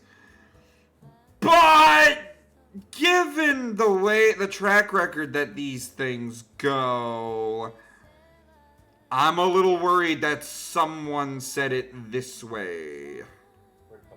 Well, you know, A&E had a whole documentary on that earlier this year. Oh, did they? No. They did. Oh boy. Oh boy. Either way, Sonic Fox, I'm happy that you got the notoriety. I'm happy that you got a you're amassing all these gaming victories, esports, and all that. You're able to live a comfortable life. Just don't be a stupid jackass and let it get to your fucking head. Are you kidding me? Of course it's gonna get to his head. Well, the least I can do is say that, okay? Nisha, let's move on. Florida man jumps from moving vehicle after child called 911 to report her parents fighting inside the car. Oh, no. Were they having sex in the car? No, they were fighting inside the car. What? Oh, God. No, okay, the stream just caught up. No. Nisha, Jesus what kind of Christ. what kind of sex? Oh God. They might not be Fighting? having a fight in the car. Are- What are- does it look like? They're both naked and dying. Has your wife given you a black eye every now and then? I mean, no. Not yet, anyway. Fiddle Racing 27. Did you see Whistling Diesel got charged with tax evasion? Yeah. I mean, that's normal for him, but yeah. Also, Fiddle Racing 27, we have a rule on this stream. If you have a first-time chat, you can redeem a free Streamlabs donation courtesy of streamlabs.com/eToneSteveDave. All you got to do is give me a 1 to 10, a number between 1 and 10 in the chat, and you get a free Streamlabs donation played for you. So thank you for coming in. I appreciate you coming in. All right, but yeah. Florida man jumps from moving vehicle after child called 911 to report her parents fighting inside the car. So this guy, by the way, he was in the driver's seat. And he was fighting with his wife, arguing, and he decided, fuck it, this ain't worth it, jump out the car. According, same, because he would have gotten in a lot of shit for fighting back. Yep, a Florida I mean, woman he's in a grabbed the jumpsuit, wheel so of a obviously got in moving. trouble. A Florida woman grabbed the wheel of a moving vehicle and brought it to a stop after deputies say her husband jumped from the vehicle as they tried to pull it over, following a frantic call from their child, who called 911 saying her parents were arguing. Wait, what? This crazy motherfucker was arguing with his wife so much that he jumped out of the fucking car. The child said they were on Jesus Highway Christ. 79 and was able to give a description of the vehicle before the call got disconnected. Deputies went to the area to try to find the vehicle, and when a deputy spotted a vehicle matching the description the child gave, the deputy activated lights and sirens to try to pull it over. The vehicle continued traveling northbound for a while, and then the driver opened the driver's door, jumped from the moving vehicle. So he was already being chased by the cops. The driver jumped from the vehicle, according to the WCSO. The deputy immediately stopped and made contact with the driver, who was identified as Albert Dale Searcy. According to investigators, Heather Searcy was in the passenger seat when the driver abandoned the vehicle. They said she was able to crawl over the center console and gain control of the vehicle, bringing it to a stop. Investigators added that 3 minor children were also in the vehicle. Jesus Christ. Oh my God. Oh, deputies said they saw signs consistent with a physical altercation on Heather, including apparent injuries to her face. So they weren't just arguing. They were throwing fists in the front seat of this car. She told investigators that she asked Albert Searcy to stop the vehicle and allow her and the children to get out, but he repeatedly refused to do so. Investigators said Heather Searcy added that when Albert Searcy became aware that their child had called 911, he struck the child and took the phone away.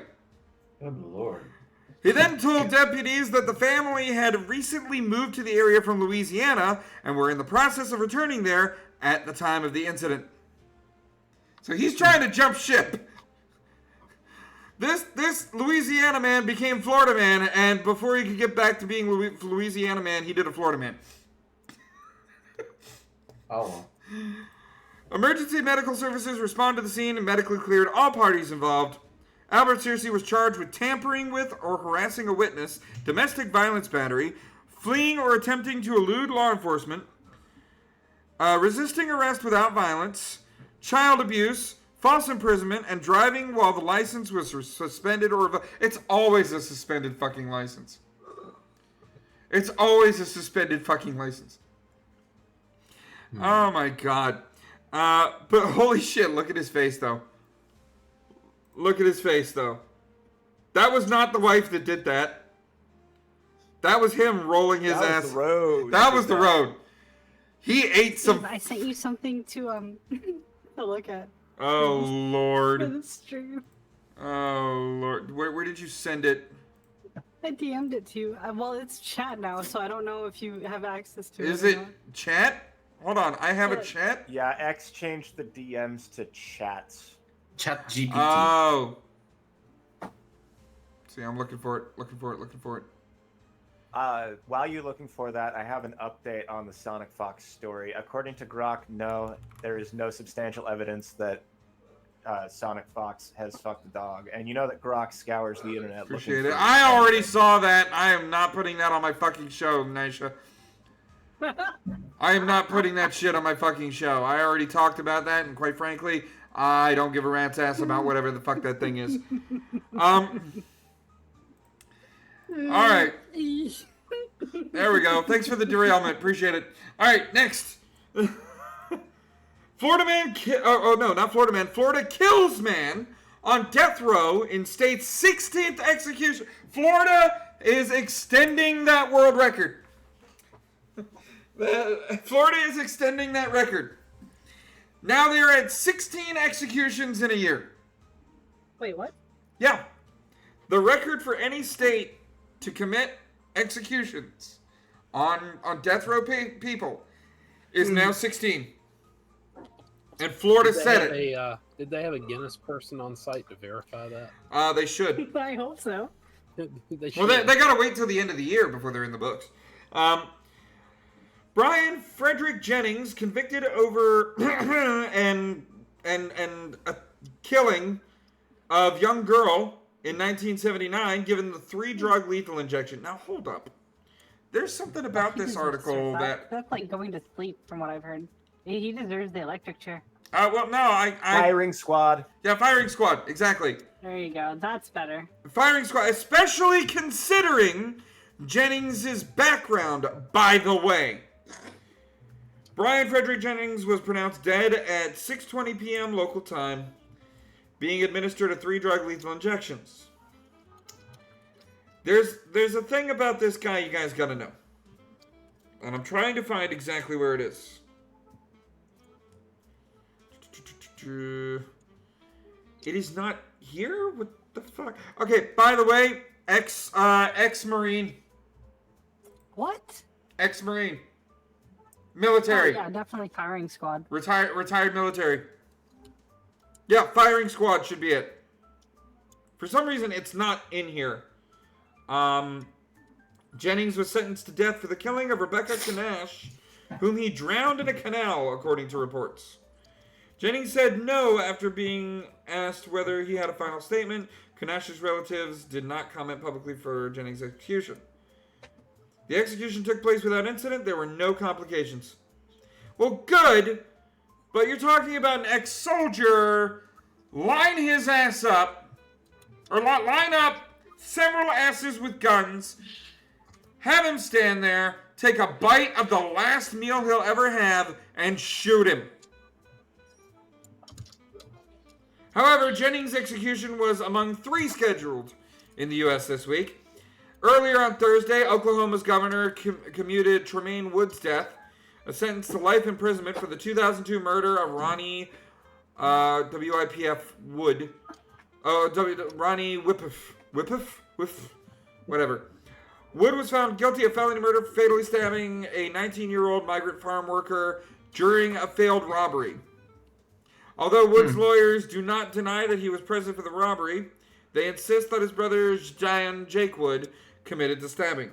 Zdayan reportedly offed himself in prison 6 years ago following the admission in court that he killed the kid. And the third penalty, scheduled this week, is set for Friday. Stephen Bryant faces execution by firing squad in South Carolina for killing 3 people. That was today. Oh, God. Yeah, they actually held it off for a full day. Because I looked into that one. And I put here, even soldiers can do horrible things, guys. We need to understand that. We also need to understand that individuals make decisions, not populations. You won't be missed, you son of a bitch. But, I will not celebrate death. Alright? I will not celebrate death. By the way, thanks for the live gameplay there, Lysander. Too bad we can't hear the game. Sorry, what? Thanks for the live gameplay. We can hear all the clicking. Oh. Oh, boy. What's up next? Judge frees man after new evidence challenges a 1999 robbery case. This man was in prison for 26 years. And now he's free. 26 and a half years. And now he's free. Oh my God, Steve Dave, what happened? Okay, Steve Dave, I'll tell you about that. All right. Fort Lauderdale, Florida, Tavares Hutchison is finally a free man after spending 26 and a half years in prison for a crime he did not commit. Okay, take care, Wolf. Steve only supports death by snoo snoo. Nah, it's one of them.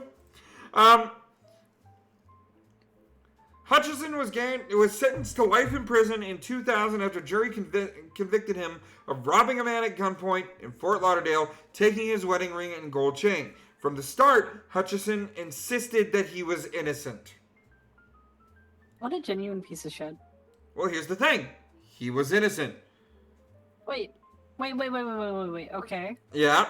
There's absolutely no guarantee in this, said Brian Scheck, Hutchison's attorney with the Innocence Project of Florida. Once someone is convicted, it's very hard, especially on a life sentence, to get off from that. Hutchison reached out to the Broward State Attorney's Office seeking help, which led prosecutors to collaborate with the Innocence Project. After 2 years of reinvestigating the case, attorneys uncovered evidence supporting Hutchison's innocence. We talked to the victim, who tells us very candidly that he misidentified Tavares. There's other evidence to support that. So the victim came out and said, wait, that's not him. Hold on, that's not him. I misinterpreted him. Although Hutchison has been released, the robbery conviction still remains on his record. Scheck said there may be future efforts to have it overturned. He described the 2 years process as emotionally challenging, but said Hutchison's determination never wavered. Tavares Hutchison is a man of great faith. He believes in himself and knows the truth, and he did not commit the crime. He really believed in him. So Florida man got freed after 26 and a half years from a life sentence that he didn't fucking do. Good for him. Mm-hmm. The guy who tried and failed to murk Ronald Reagan's out of jail makes country music videos on YouTube. Yeah, fuck him. Ronald Reagan? Yeah, someone... Wait, they freed... What's his name? The guy who assassinated Reagan? No, the guy who tried and failed to murk Ronald Reagan. Hinckley? Tried and failed. Yeah, Hinckley. Yep. Florida woman arrested after speeding at 107 miles an hour, trying to reach Little Caesars before closing. Get good. We had someone caught speeding at 150 last time. Yeah. But like for Little Caesars? Dude. There's better frozen pizzas, okay? Like Little Caesars? Really? That's what you're going to go into jail over. A Florida woman was arrested after deputies say that she was caught driving more than 50 miles an hour over the speed limit because she allegedly was trying to make it to a Little Caesars pizza shop before closing. The arrest took place in the night of November 6th. Little Caesars slaps. Yeah. So, I get it. Well, Little Caesars, okay, it's cheap and I'll eat it, but it's not the greatest quality. They had... wait, hold on, actually. I'm not sure if this was Pizza Hut or if it was Little Caesars, but one of them had, stuffed Cheez-Its that were the absolute shit. The pepperoni ones. That was Little Caesars. That was Little Caesars. Was that Little Yep, Caesars? Yep, that was Little Caesars. I remember those. Yeah, they were so fucking good. Yep. According to local Tampa, Tampa, Florida, Palm Harbor, just west of Tampa, Pinellas County deputies spotted a 21-year-old Yasmin Arazo just before midnight that Thursday, speeding northbound in her Kia, you bitch, on U.S. Highway 19. Deputies said her car was tracked at 107 in a 55 zone during a routine patrol. A deputy pulled her over around 11:52 p.m. and radar confirmed the triple-digit speed, according to an arrest affidavit. Officials said Arazo was taken into custody without incident. When deputies asked why she was driving so fast, Araza reportedly admitted there was no emergency, telling them she was rushing to get to Little Caesars before the restaurant closed at midnight. It's hot and ready. Just That's go what matters. earlier. Just go earlier. Midnight. Why are you hurrying for midnight pizza that's not even that good? DoorDash exists. Yeah, hello! You can order a pizza. Wait, but Little Caesars started doing delivery, I thought. They do, but they will cut off. And also, the Little Caesars near me is in a gas station, so... Oh. That's why you they have don't do bad that. experience with Little Caesars. Well, look, there's no dedicated... They closed the only dedicated Little Caesars in the area, so... Do I really want to go to Little Caesars when I work... Like, come on. Do I really want to go to Little Caesars when there's a Domino's 6 minutes from my house? Okay, to be That- fair, you know, I can't Domino's- say anything. I and used to manage like 2 different Domino's, and I got sick of Domino's. Are so, y'all like, are y'all paying with buy now pay later? And you know, Domino's, as I understand it, now has that special where you can buy a large one topping for $6.70. Mm-hmm. But was that a you have 6-7 joke? You have to enter. No, for real. You have to enter the promo code 67 on their It's website. legit. the one topping, right? I knew I'm it. not kidding. This is for real. It's legit. It's legit. America. But guys... Pull it up. Pull it up. I want to see the proof on the stream. Pause the stream. Pause the stream. He wants the proof. Look, I'm Pull not it gonna up on stream. I'm not gonna pause the stream because we have to get into the main segment when it comes down to Florida Man. Guys, Florida Man goes through a whole bunch of shit. We need to find out what happened this day in Florida Man history. Robert, hit the theme song. I bet it has to do with the dog. Hit the damn theme song. Turn it up, Robert. Nobody can hear it. There we go. Finally, time for us to find out what the hell happened to Florida. I'm having a snake.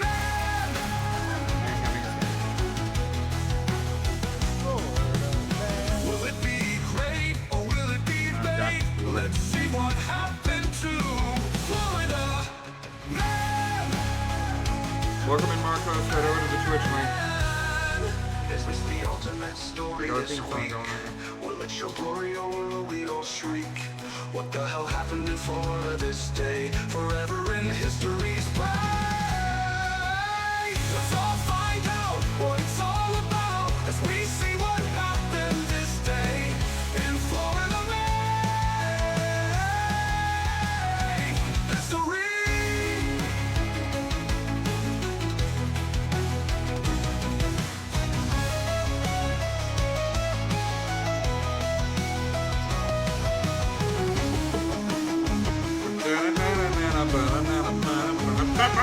Definitely the best AI song you have generated by far. Oh, love I that don't know. one. I've got a lot of them.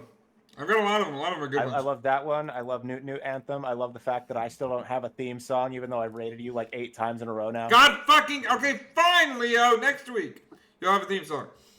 Woo! God damn it.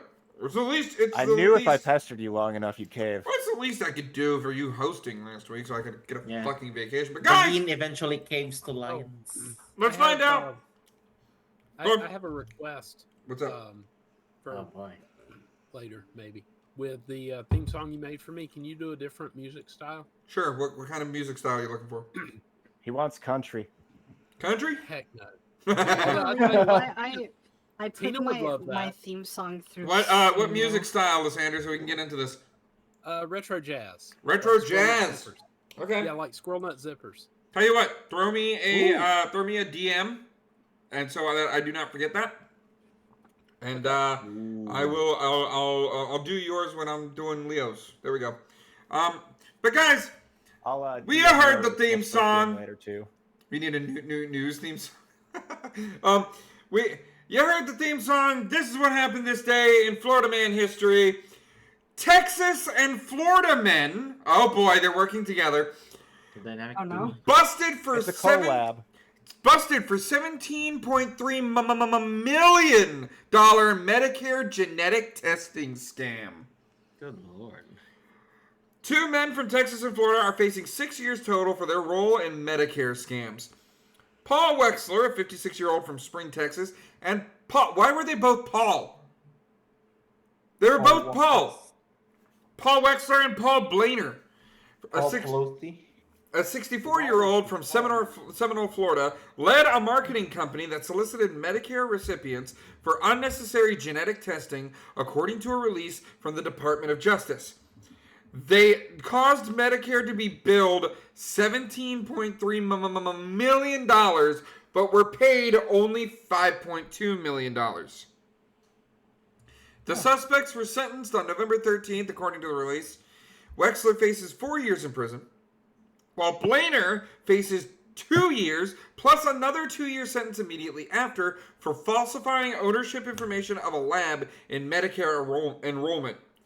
They were also each ordered to pay $5.2 million in restitutions, $1.2 million in forfeiture, plus an additional, there's an extra syllable there, Steve Dave, $916,106 in forfeiture from Blainer. Better call Paul, I guess. I like that. That was a good joke. That was good. Better call Paul, more like better call Saul. I know. Well, I mean, I'm gonna call Saul. Wait a minute. That leaves them with $5 million. Yeah, it does. Yeah, it does. No, Saul changed his name to Paul. Didn't you guys read the Bible? Yeah. I have. The men reportedly ran a telemarketing company recruiting Medicare recipients for medically unnecessary cancer genetic testing, which detects gene mutations suggesting risk for future cancer, but that could not diagnose current cancer. What the? Whoa. The whole talk about fucking, like, you know, the site, fucking hell, what do they call it? Doctors setting up future patients and shit. Yeah, that's what they were doing. They're saying, by the way, we can't tell if you have cancer now, but you are at risk for cancer in the future.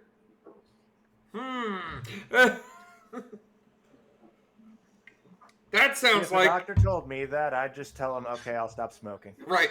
That sounds like a big pharma scam waiting to happen. The claims related to that laboratory were further tainted by kickbacks. Blainer and his co-conspirators, also unnamed, billed Medicare for $3,012,156 in ineligible claims, and they were paid $916.106. That's where that number comes. Wexler pleaded guilty in April 2024 to conspiracy to commit healthcare fraud and wire fraud. I just did it again. Again? Blainer pleaded guilty in November 2022 to conspiracy to defraud the United States and pay and receive kickbacks. Then in November 2024 to making false statements in healthcare matters. So he did it again. Holy jeez, holy crap, that was a belch and a half.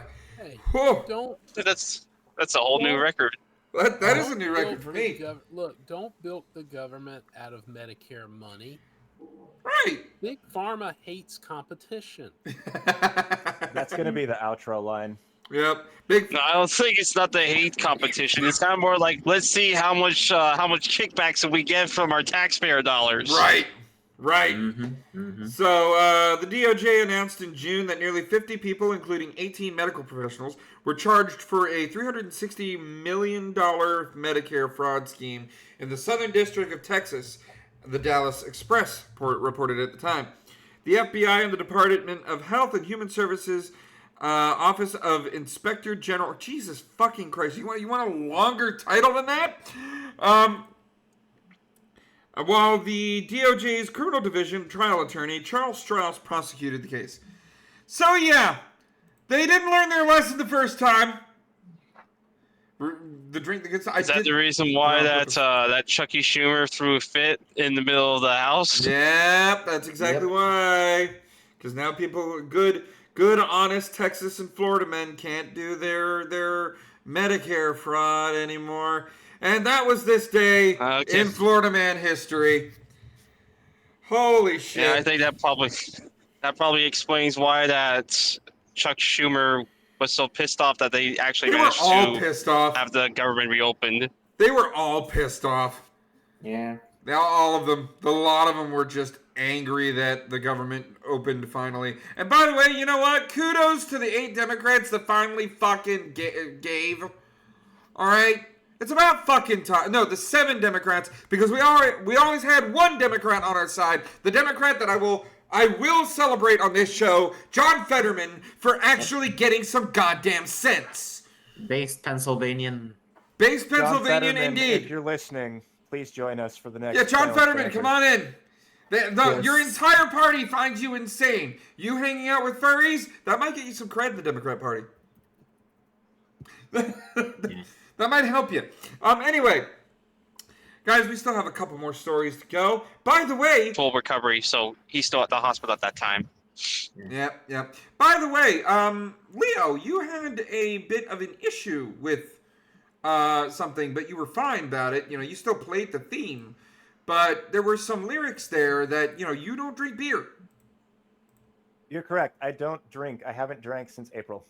Yeah, and if I'm going to, hey, Robot, let me look up the theme song for the last show. Let's look up that theme song, please, Robot, because I want to know where the first chorus is. Here we go. Fuck it, we'll have it play. We'll have it play a little bit in the background. Let's fast forward, I'd say 30 seconds. Many things to learn and know, the stupid ever end. Steve Dave's not here tonight, which I'm right here. I'm just playing the last theme. Leo in the live studio audience, he hosted. So right here, where it says right here, about the wine, cause the anthro's gonna shine. You're not gonna stop us, even if the ye's not here. The show's going on, it must. So gather around and pass a beer. Well, guess what? We have beer on the show this time around. A rare bottle of 150-year-old beer opened to recreate the original recipe. They're bringing back an age-old beer. Woo. Let's fucking go. They are trying to bring back history, guys, in alcohol form. I'm here for it. I am here for it. Dougal Gunn Sharp, founder and master brewer of Edinburgh-based Innocent Gun, on Thursday opened a 150-year-old bottle of Alsop's Arctic Ale at the firm's Perth brewery. He was joined by Jamie Alsop, director and descendant of the original Alsop brewing family who created the ale. The ale was open, tasted by the true brewers. Whose feedback am I hearing right now? I believe Nisha. Wait, what? I can hear whatever that is. Oh. Thank you. I appreciate. In fact, Robot, let's get the piano back on, please, because you know I like a bit of ambience in the background. You know what? Fuck it. Rise of the Banner. Yeah, they were talking about beer. I like beer. The original ale was brewed with a high alcohol and sugar content to withstand temperatures of around minus 40 degrees Celsius. What the fuck is that in Fahrenheit? Anyone? I'll look it up. Fuck it. Minus 40 Celsius. Is that 40 degrees Fahrenheit? No. Minus 42. Minus 40 degrees Celsius is minus 40 Fahrenheit. How do you figure? Yeah. What the fuck? Okay. Minus 40 degrees, so well below freezing. Yeah. Well below freezing. This beer helped people stay alive while sailors explored the Arctic. The bottle is one of 5 still in existence, which were brewed in the Burton-upon-Trent for the 1875 expedition of Sir George Nares, whose team set out to reach the North Pole. This beer is a historical brew! Have you ever tried the Quebec beer called Fin du Monde? End of the world? It's an awesome 9% beer. Is it? Otto, you have an assignment for the next show. Yes. Get me a Quebec beer known as Fin du Monde. What? Fin du Monde. Send me a care package. I haven't tried that. I must have the beer. Yeah, sure. I'll gift you one. Anyway, bottles of the Allsops Arctic Ale are some of the rarest beers anywhere in the world. It's a really, really exciting day because it was first brewed 150 years ago, and they tried it today. Well, today being a couple days ago. It was a delicious, round, lovely, chocolatey, sherry-like beer. I can't wait to see what the new beer will taste like. I don't know why Trump came out there, but he just did. It's a beautiful beer. I don't say that. Other people But say yeah, that. It is a chocolatey beautiful sherry. beer. Ooh. I am interested. I don't know what that means, why, but yes. Bring back the beer. Bring back the beer. And finally, man couldn't stop hallucinating women with large breasts after eye operation. God damn. That's crazy. Is this real? This isn't a This Babylon is real. Bee? This is not a This Babylon isn't a Bee. of the week. It is as real as me putting the peered into newt another face. dimension. It's as real as me putting the newt face on the article and saying I see titties. Well, the newt does look like it sees titties. It right does. now. It does. It really does. It's newt. What Are, the fuck, are you okay Twitch? over there, newt? Are you seeing things? Are you seeing things? I think newt's I'm seeing seeing things. things. Yep. Anyway, a condition left the man hallucinating women with, quote, Baywatch-style breasts, unquote. Oh, so fake tits. For days after he's had eye surgery, retired teacher Mark Bryan, 45, had laser surgery to remove scar tissue caused by diabetic retinopathy, a sight-threatening condition linked to his diabetes.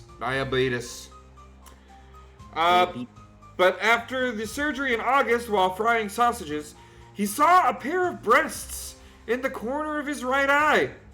Mark kept seeing the same image, which he named Tallulah, for 10 days, and said it was like having, quote, Pamela Anderson pinned to his face.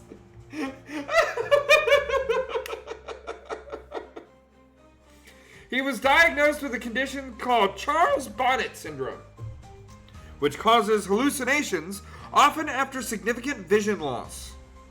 These can range from simple patterns to complex images of people or landscapes and can appear and disappear without warning.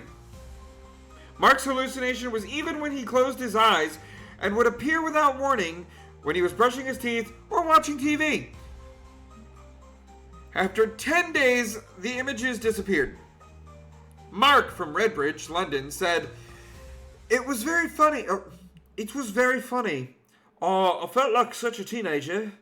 I had that poster of Pamela Anderson on my wall when I was younger. This was like having it pinned to my face. My wife kept looking at me like I lost my mind. I just kept joking that I was going to run away with Tallulah. To be honest, I thought I might have lost my mind too. Because although it was hilarious, it scared the crap out of me as well. It kept popping up and wouldn't go away. It was like 10 days of someone jump scaring me. After that, the image faded." So it was 5 nights at Furry. It was five nights at titties. 5 nights at Furries. Five What? nights at titties. You guys know about that fan game, right? Mm-hmm. No, I don't, because I never heard of that game. Oh well, you know, if it's furry, I mean, you know, Rule 34. If it exists, something big titties, something. Yeah. What? Finally, there's no expression for MF in French. Also, given this is diabetes related, should I be worried? A little. According to the NHS website, CBS occurs after a patient. CBS occurs. That's horrible. Oh god. Charles Bonnet syndrome. CBS. Well, you know, it sounds like Central Broadcasting Source should change their fucking name. occurs after a patient has lost a lot of sight and is not a mental health problem. Hallucinations can be present for hours and are only visual. Mark has been losing sight due to diabetic retinopathy, a condition where high blood sugar causes damage to the retina, which he was diagnosed with in June. So that's what happened. That is what happened. But guys, we have a couple of world records before we get into the outro exhibits. You want a little bit of world records? You guys want a little bit of world records? I want a little. I want. Nisha would like back in. Yep, I'm getting her in. Speaker. She accidentally exited out of the. Yep, that's good. That's good. Thing. Yeah. You guys want a little bit of world records? I want a little bit of world records. I like world records. Let's check it out. Watch these 10 talented doggies break a world record by jump roping with their owner. These 10 dogs jump roping with their owner all at the same time. Can you? That's aww. That's cute. Aww. All 10 of these doggies jump roping with their owner. That's the highlight of the episode right there. The problem, though, this happened in China. I strike my last. Yeah, because if any of them failed to jump, China's been a little based recently. Have you heard about the Hassan Piker thing? Oh, we're getting into that. We're gonna don't reveal too much. We're getting into that. Got it. Don't spoil it. Zhu Yongming, China, brought his 10 white fluffy dogs onto the set of Lo Show de Record in Wuxi, Jiangsu, China. I know I'm probably like fucking getting rid of it. You wouldn't happen to be a white guy, would you? I a little. I could tell. Yep. You as well. It takes one to know one, buddy. On the 3rd of December, to show off their skills and win the hearts of the audience. So this took over a year for us to find out about? Fucking 3rd of December?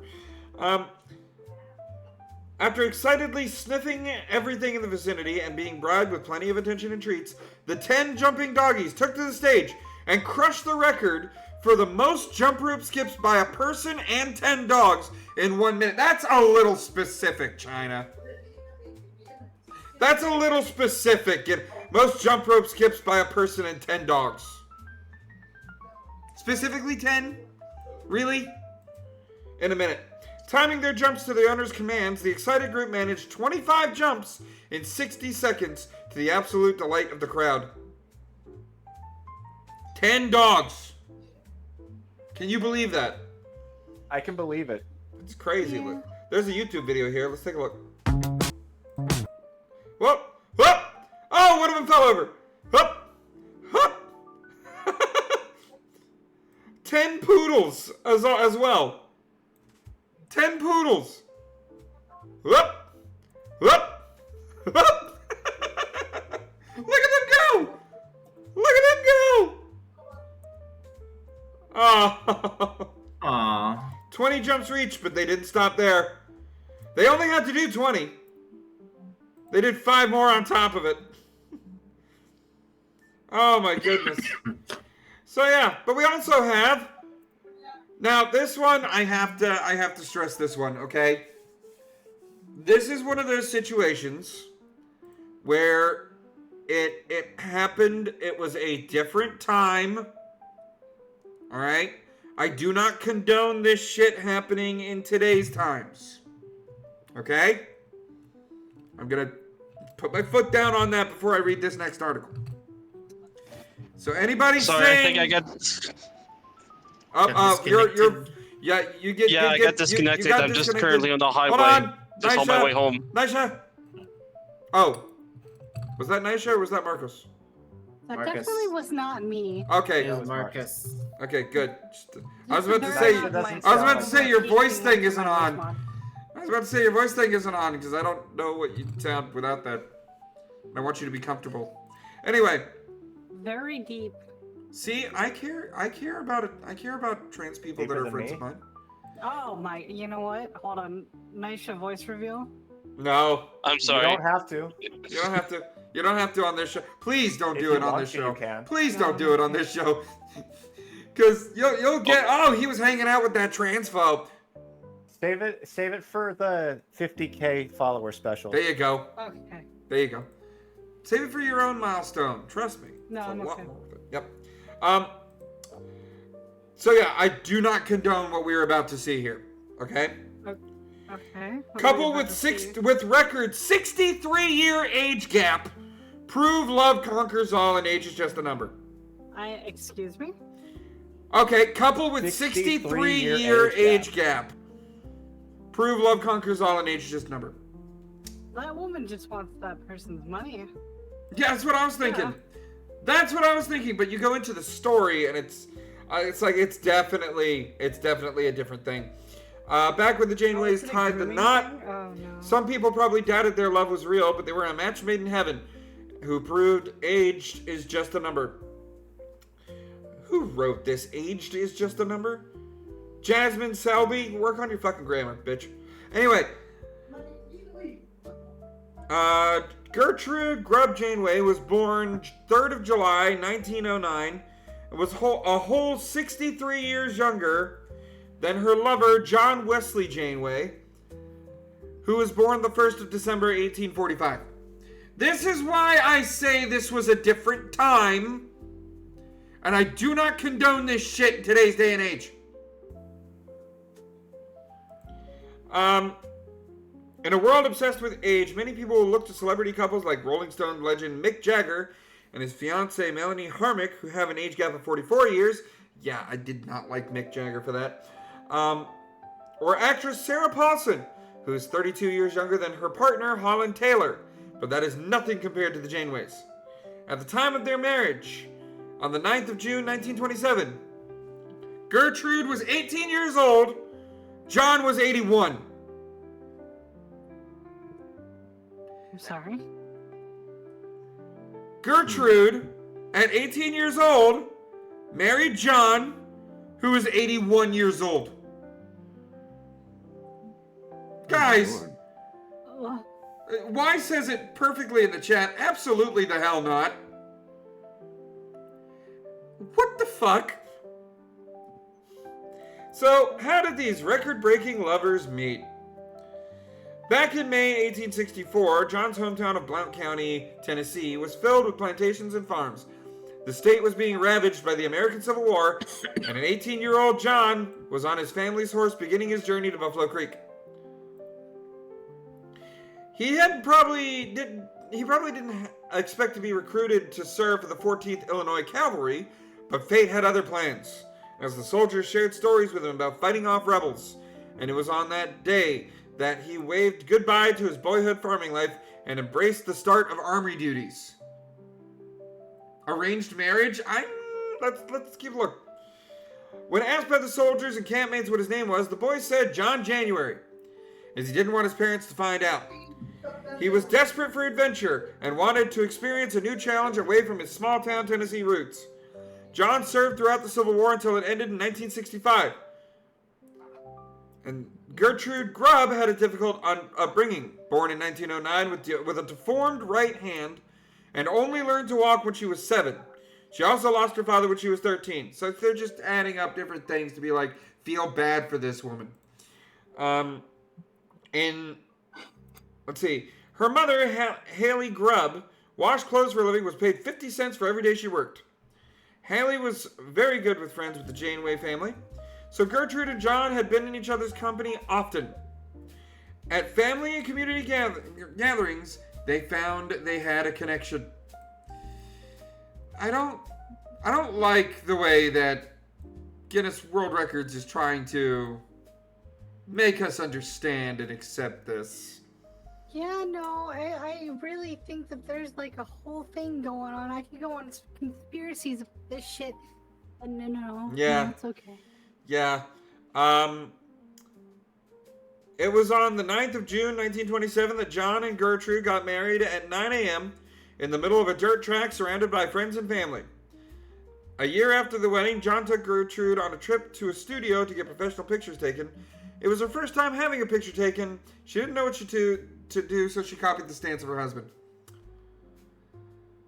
In 1932, the couple decided it was time to buy their first home and settled for a log cabin in Blaine, Tennessee, that Gertrude remembered passing as a child, and the house that she moved into at the age of 23 and stayed until her death.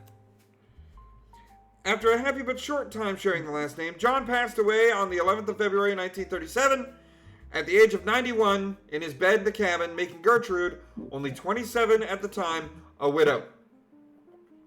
After he passed, Gertrude described the heartbreak she felt, telling the BBC, after he died, it just seemed like a part of me went down under the ground with him. Guys, there's a lot that goes into this story, but one thing is absolutely certain about this. This is the earliest known grooming incident. Known, by the way. No. Known. Known. Grooming incident. Wait, no, sorry. Probably not known, but like... Yeah. The most cataloged. I'm thinking of a certain Steven Crowder skit with a huge... Yeah, I'm doing that thing where I'm pointing my nose and... I'm tapping the side of my nose and I'm pointing at you. Me and Sinwa are in the same thing on that one. But yeah, guys, apparently there was a world record and we do not accept these things in this day and age. But it's there! It's there, guys! It's time to bring back an old gimmick. Time to bring back an old skit. And we're on the outro bits. We gotta roll through this. So I promise not to take too long on this one.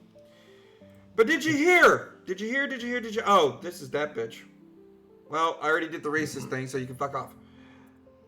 Did you hear that Trump done signed the bill to do the thing? The government's back open. Oh, is it? Yeah, the government's back open. Well, that's good. Here's something I didn't notice. Here's something that Congress had buried, however. And I'm surprised nobody fucking remembers this. Because I really wanted it in May of this year. And this is the first time we're going over it on this show. So Dave is going at the feds. Welcome back, Steve Dave versus, but it's not the ACLU. Not the ACLU. Now, I hate the ACLU, obviously. But here it comes, guys. We're going to listen to its bullshit because let me tell you, that's what the Democrats thought, and they are hopefully getting the congressman to continue to ignore this bill. We are going over this bill because it has been happening for the last 4, 8, 12, as long as Donald Trump has been a thing. There is a TDS bill just getting dust in the White House right now. So hit that theme song, Robit. It's bullshit, bullshit. You never really know what they're gonna say. I missed this one! It's bullshit, bullshit. Don't have time to read, so here's the main text. That's why Steve Dave does the work to be sure these fools stay in their own silly social quirks without crossing from their own lane. He's looking at the facts, drawing his conclusions. Don't listen to their crap, it's a bunch of delusions. Once the hyena reads it, he writes it all down, so the judge doesn't have to make the stupid frown. It's bullshit, bullshit. You never really know what Sorry, they're my gonna say roommate's next. came It's in. Did I miss something? Why isn't Steve talking? Don't have time to read, so here's the main text. Yes, we are back, baby! Steve Dave versus the federal government instead of the ACLU. Steve Dave versus the federal government. And let me tell you something, brother. This is a bill that needs to get fucking passed. I'm, of course, talking about the 119th Congress, first session, H.R. 3432, to direct the Director of National Institutes of Health to conduct or support research to advance the understanding of Trump derangement syndrome and for other purposes. Guys! Trump derangement syndrome has a bill! No shit. Yeah! Finally. Oh no, not finally! It's been on the desk for 6 months! You don't fucking say. No, nothing has been done with this bill! Nothing has been done with this bill! Democrats, get on it! It's your side killing conservatives! Let's find out what goes on in this bill. That's why I did. Whoa, I can hear. Whoa, I can hear myself. Echo. I heard myself over there. What happened? All right. But other purposes. Sinwha said the right thing. Other awfully vague. Yeah. Okay. In the House of Representatives, Mr. Davidson for himself and Mr. Moore of Alabama introduced the following bill, which was referred to the Committee on Energy and Commerce to direct the director, a bill to direct the director of National Institutes of Health to conduct or support research to advance the understanding of Trump derangement syndrome and for other purposes. It always starts with, be it enacted by the Senate and House of Representatives of the United States of America and Congress assembled. Section 1, short title. This act may be cited as the Trump Derangement Syndrome Research Act of 2025 or the TDS Research Act of 2025. Findings. Congress finds the following. Number 1. Trump Derangement Syndrome has been described as behavioral or psychological phenomenon involving intense emotional or cognitive reactions to Donald J. Trump, his actions, or his public presence, with early documented references emerging during his 2016 presidential campaign.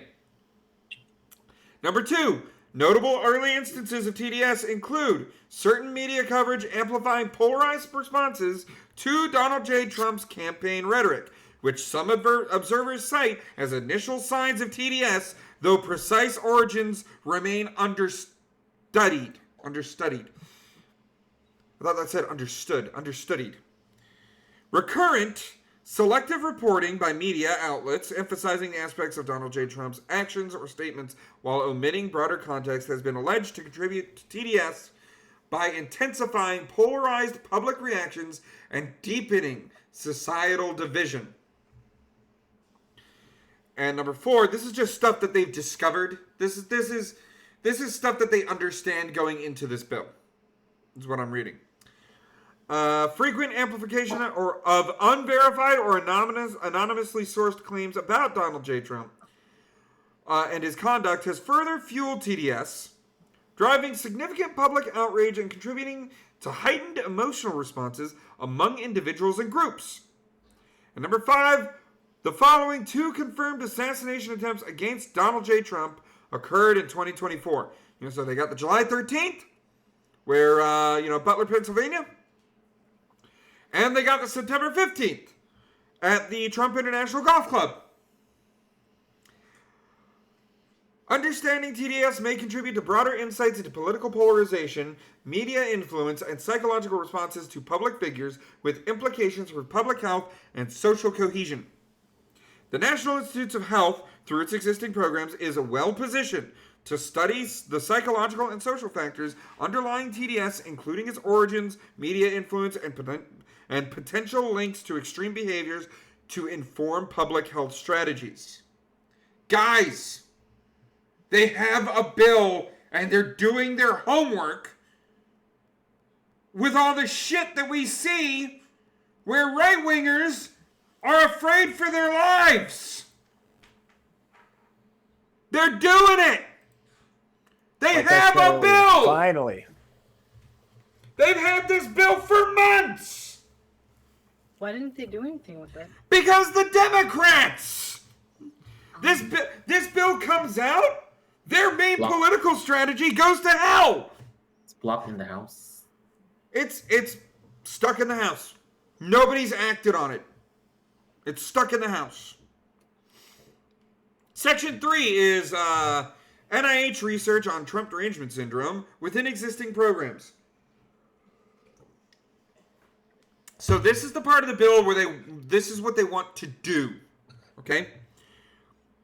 In general, the Director of National Institutes of Health, through the existing programs and authorities of the National Institute of Mental Health and other relevant institutes and centers, shall conduct or support research to advance the understanding of Trump derangement syndrome, including its origins, manifestations, and long-term effects. Research objectives. The research conducted under subsection A shall include, and subsection A is what I just read in general, efforts to identify the initial emergence or earliest documented cases, commonly referred to as patient zero or index cases, of TDS, including historical and social analyses to trace the onset of TDS.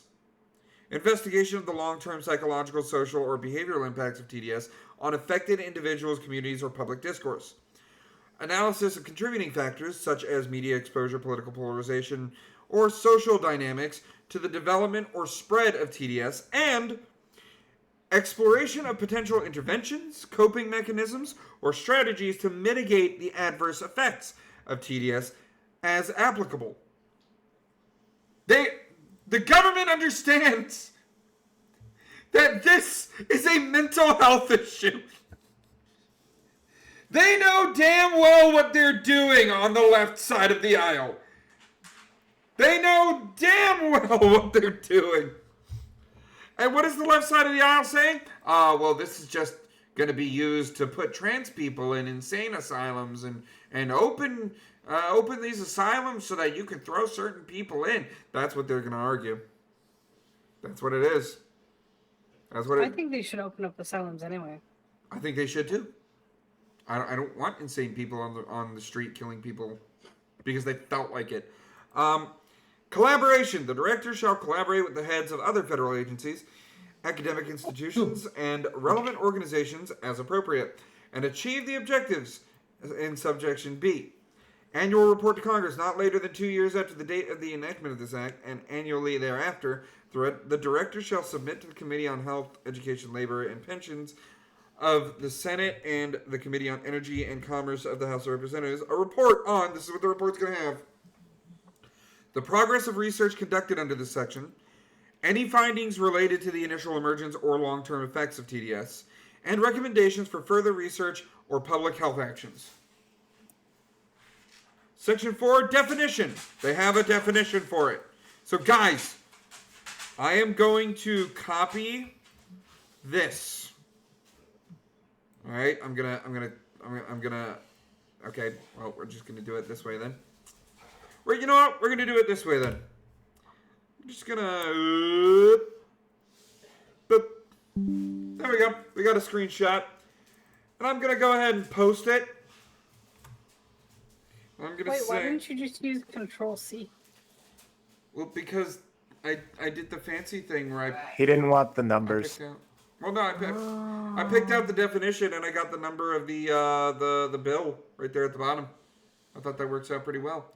But guys, I'm gonna go ahead and post this and say the government, the feds, wanna investigate Trump derangement syndrome. Message your congressman. We need this research. Steve, you're using periods. You should be using exclamation marks. Right. Thank you.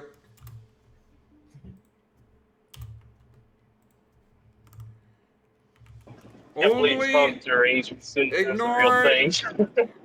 ignore this if you are bigoted against right-wingers of any kind, including those you think are right-wingers, but they're not.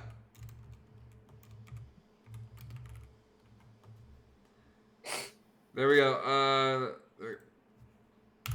There we go. And post. And what is the definition? Well, if you hadn't read it on screen already, I'll read it for you.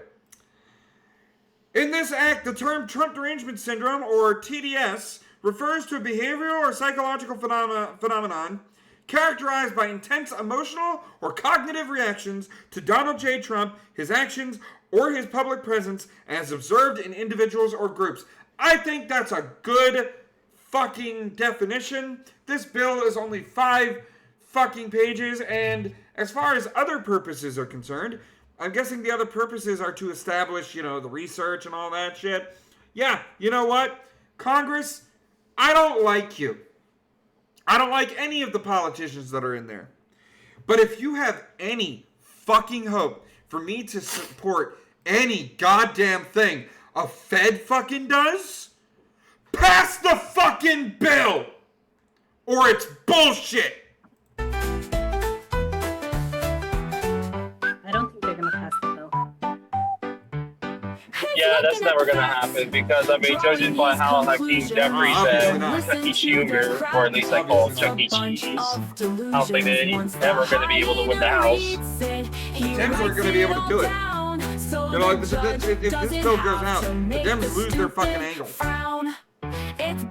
Well, I mean, what they should have done is they should have just like agreed to terms for what Trump has demanded, but all they did is just damage their reputation enough that the government ended up fasting 40 days, 40 nights. Talk about biblical prophecies, if you ask me. Yeah, it's just one of those things that's like, we're never gonna see it. We're never gonna fucking see it, but I want to see it. I want to see it. Just so, because, you know, for the longest time, the trans community was like, hey, look at my passport. Yep, legally, that's my name. Legally, that's my gender. I want to just throw that in the face of those activists. Like, hey, legally, you have TDS. Yep. They're crazy. Now, you want to start talking to me like a human being, or... Okay, you're going to keep activating. You're going to put a gun in my face. But listen, I brought this bill up for a good reason. Because TDS, specifically that definition, behavioral or psychological phenomenon characterized by the intense emotional or cognitive reactions to Donald J. Trump. Who the fuck is moving around? Okay, thank you. There's a lot of feedback coming out from Marcos. Anyway,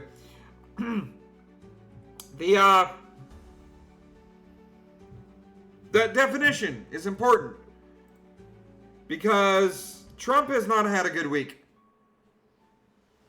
Trump has not had a good week, guys. I don't care any MAGA out there, any right wingers, any like alt-right. Your boy has not had a good week. Not at all. H1B. Not at all. There's never going to be a country like what I we don't have right now. understand. The Republicans have to talk about it. And does that mean the H-1B visa thing will not be a big priority for your administration? Because if you What do you mean that Trump doesn't even have a good week? I thought that we're actually just getting past through this after the government shutdown was I'm real. playing the clip. I'm playing the clip on the stream, on the Twitch. Oh, right. Yep. Oh wait, there's a clip. Yep, I'm playing the Twitch on the I'm playing the Twitch on the clip. There's never going to be a country like what we have right now. And does that the mean- Republicans have to talk about it. And does that mean the H-1B visa thing will not be a big priority for your administration? Because if you want to raise wages for American workers, you can't flood the country with tens of thousands or hundreds of thousands of foreign but workers. You also do have to bring in talent. When Well, we a have country plenty of talented people no, you here. don't. No, you don't. We don't have talent. Yeah, he's not. Yeah, we don't have any talent in America, apparently.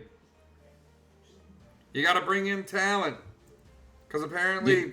Do you guys have talents? Apparently we don't have a lot of talent. No. We have an entire TV show saying we've got talent. Yeah.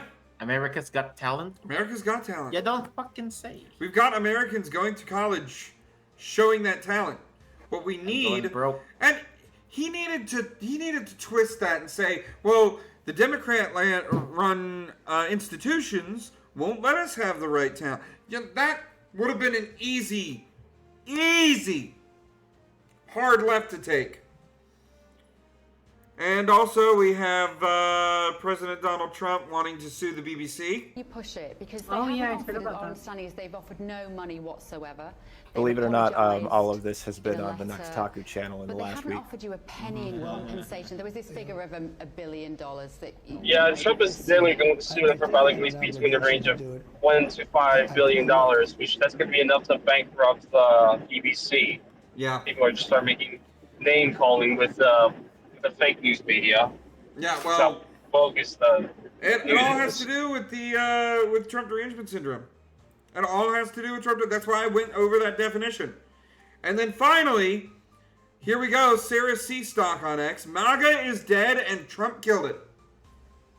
That's what she says right there. Now, forgive me. So this was all about withdrawing support for Marjorie Taylor Greene, which, why? You dumbass, why? But the, this is basically what it's talking like. So, boy, fine, I'll read it. I am withdrawing my support and endorsement of, quote, Congresswoman, unquote, Marjorie Taylor Greene for the great state of Georgia.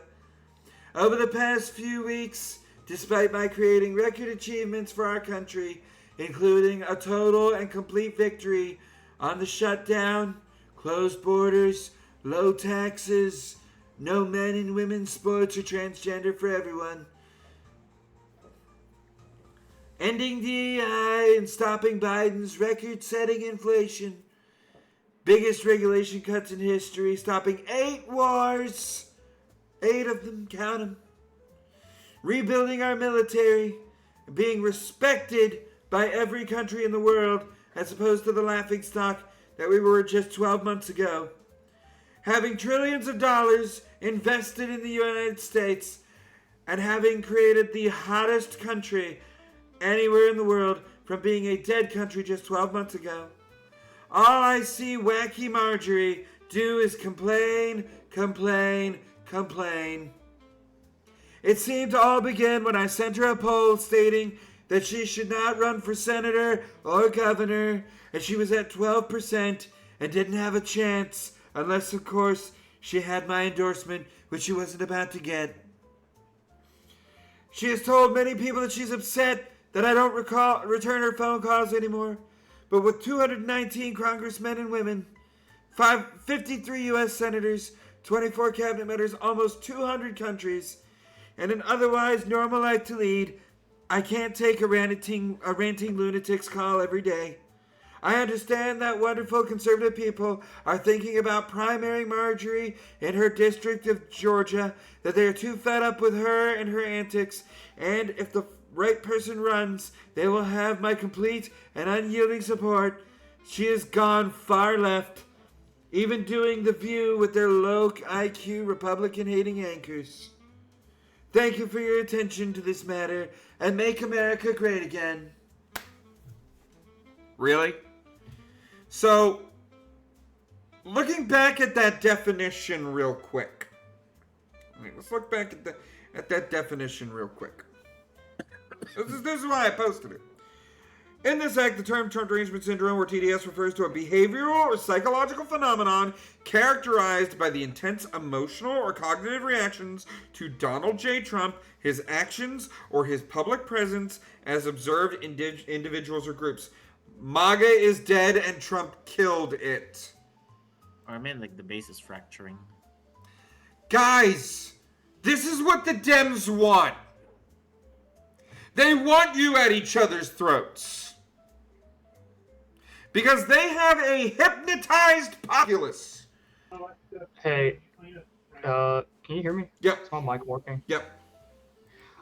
There's a little bit of nuance that was missing about H-1B. Keep in mind that, yeah, the H-1B thing is a thing that people are discussing, but you have to keep in mind that around in September, I can't remember the date exactly, but I think it was September, where they increased the H-1B fee to $100,000 per person. From 1,000. And so what it does, it filters out the abuse that H-1B has caused.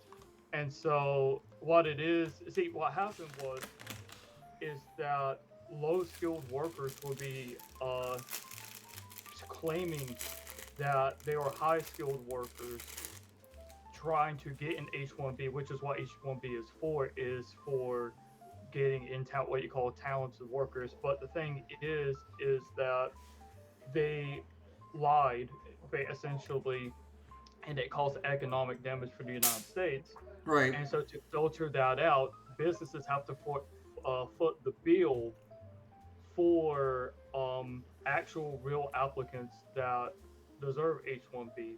But since the fee is so high that it makes it not really worth it for certain businesses, not all businesses, but for certain businesses.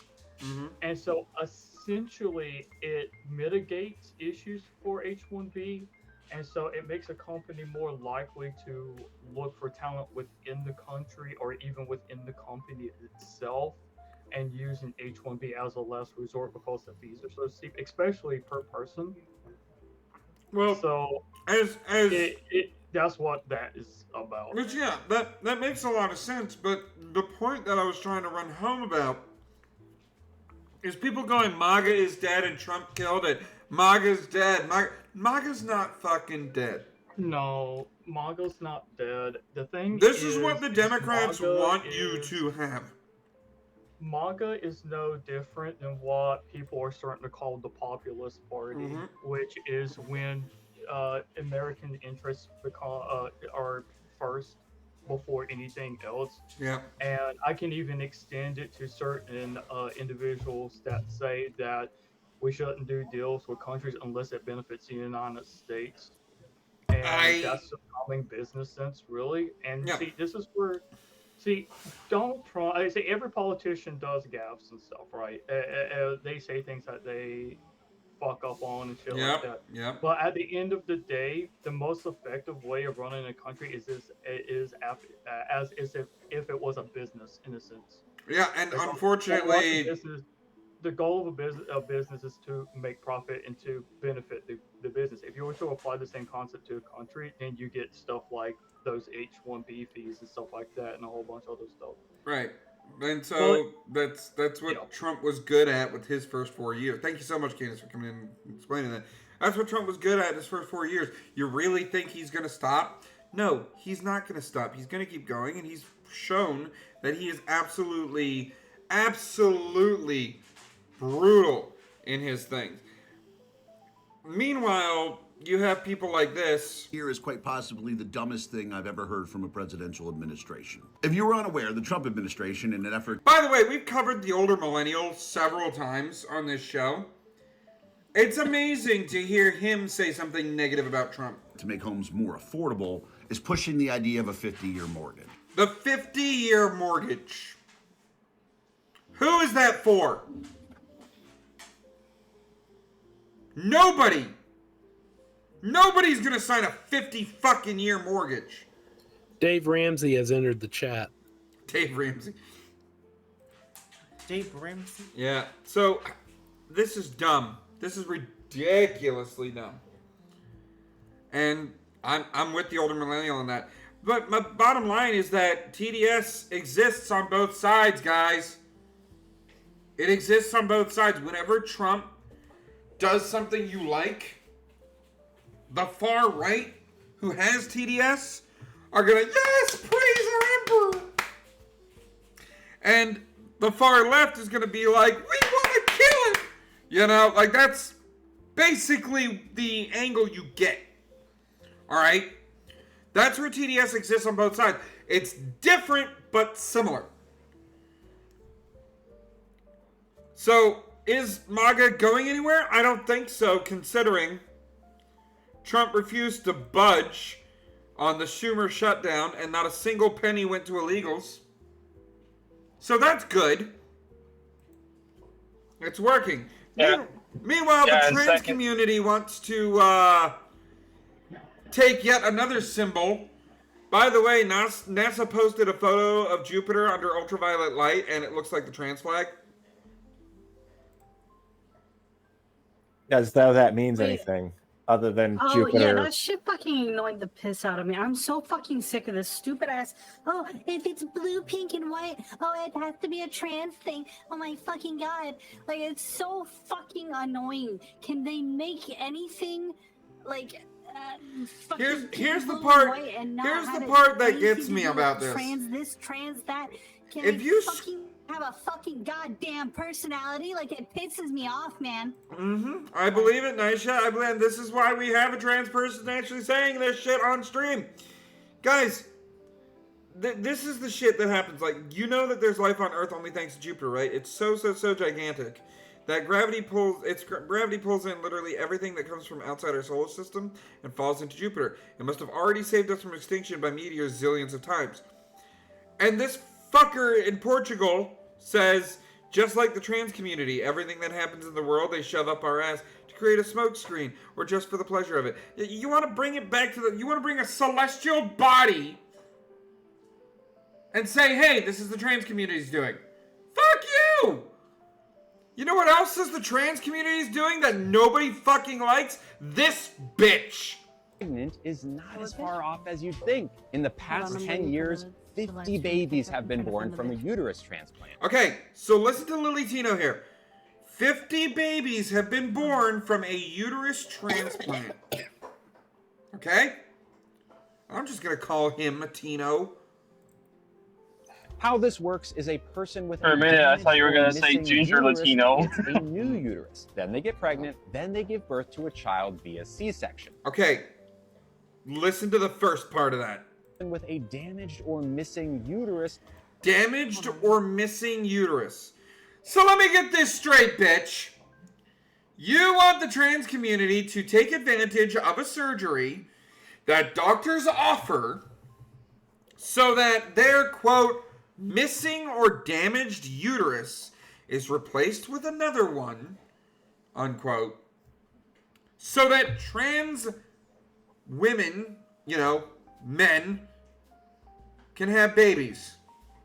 That's gonna be such a problem because, like, the male pelvic region wouldn't. I was be about able to say the pelvis. that. Yeah, I find that very creepy, to be honest with you. No man alive is gonna. I'm sorry to be absolutely graphic about this one. By all means, I went down that road, and the only reason I didn't go down that road is because having a child with my body wasn't gonna fucking work, and I understood that early on, which is why I'm a man today and I'm not trans, because I learned to love what the fuck I am as much as who the fuck I am. But you're a transgene. I'm not transgene, shut up. But Nega Steve is a transgene. yeah, Nega Steve is the transgene. But listen, no man, and this is how I'm just gonna be straightforward and graphic about it. No man alive wants to piss out a baby. Yep, it's painful. No man alive wants So to I do don't think that. They would make you piss out the baby. I think I saw this retarded ass like. Yeah, where it's in their gut. Well, that's not gonna piss out this shit. Shut up. All right, Lily Tino. What disgusts me about this disgusting human being. And yeah, you are a disgusting human being. In my book, you are a disgusting human being, Lily Tino. Is you want to suggest. I hate that man with a passion. You want to suggest that women who need this surgery, women who are barren, women who have damaged uteruses, women who didn't maybe have a properly functioning uterus, women who were born to be mothers to fucking begin with, will now surrender this because some trans person in the other room wants to pretend to be a woman? No! Be a trans woman, Steve, but don't be a woman. We have supposed women. To be the special class of people. Yeah, special is definitely a key word for that one. Yeah. And I know that, oh my god, oh my god, Steve Dave's being transphobic. I'm not being fucking transphobic. If you are a trans woman, I'm happy to call you my friend. If you are a trans man, I'm happy to call you my friend. But the second you start trying to take shit away that was intended for women and for men... Some argue by God. By God... Yeah, by nature's God, you do not get to tell me that trans people matter more. Everybody fucking matters. All right? You are not going to take the place of an actual woman through this. All right? Insult to women. It's an insult to women, and it's been insulting to women for a long fucking time. And I don't mean women as in cunts. I mean women as in women. People Real who women. understand the beauty that a woman can do. Yes. The absolute stone, the absolute, not stone cold, the absolute strong stance that women have to take on a daily fucking basis. Lily Tino, shut the fuck up for the rest of the women out there. Alright, I cannot stand you. I cannot stand Jeffrey fucking Marsh. Oh my god. I don't can't get me stand started any on of those Jeffrey people fucking Marsh. constantly Jeffrey making Epstein Marsh. my trans friends look horrible by trying to replace women. Women have all the right to live in this world as you do. I'm sorry, they're better women than you could ever be. Alright? Fuck you. Alright? It's one of those things. I'm going to be straightforward about this. Alright? I love I have several trans friends that don't want to replace women and just want to live as their authentic self. By all means, I'm happy for you. By all means, I want you to be who you want to be. But do not in any way, shape, or form try to replace women. I do not like that precedent in any way, shape, or form. I am not about to fuck a woman with a man's face. It's not happening. It's not fucking happening. Maybe in Thailand. Sorry, I went on a fucking. I got very hot under the biscuits on that one. You got very based very fast. Well, when you have idiots like this suggesting a uterus implant, okay. Oh my god, uterus. You know what? Go for it. And Lily Tino, I hope you're made responsible for the first trans death, because that's what's gonna happen. Our bone structure is not designed to do that. That's why women have larger hips and pelvis structure. And that's why we have broader shoulders. Even though what does our broader shoulders do? For men. It helps us with our upper body. We have more upper body strength than the typical women. It's for good for lifting things, moving things, building things. Carrying women. That's true. I can lift some stuff pretty good, but it's potato. Jesus. Can you imagine if a dude had a baby and it came out of the butt? Yeah, I can imagine. Marsh is not a trans. He's a cross-dresser with horrible intent.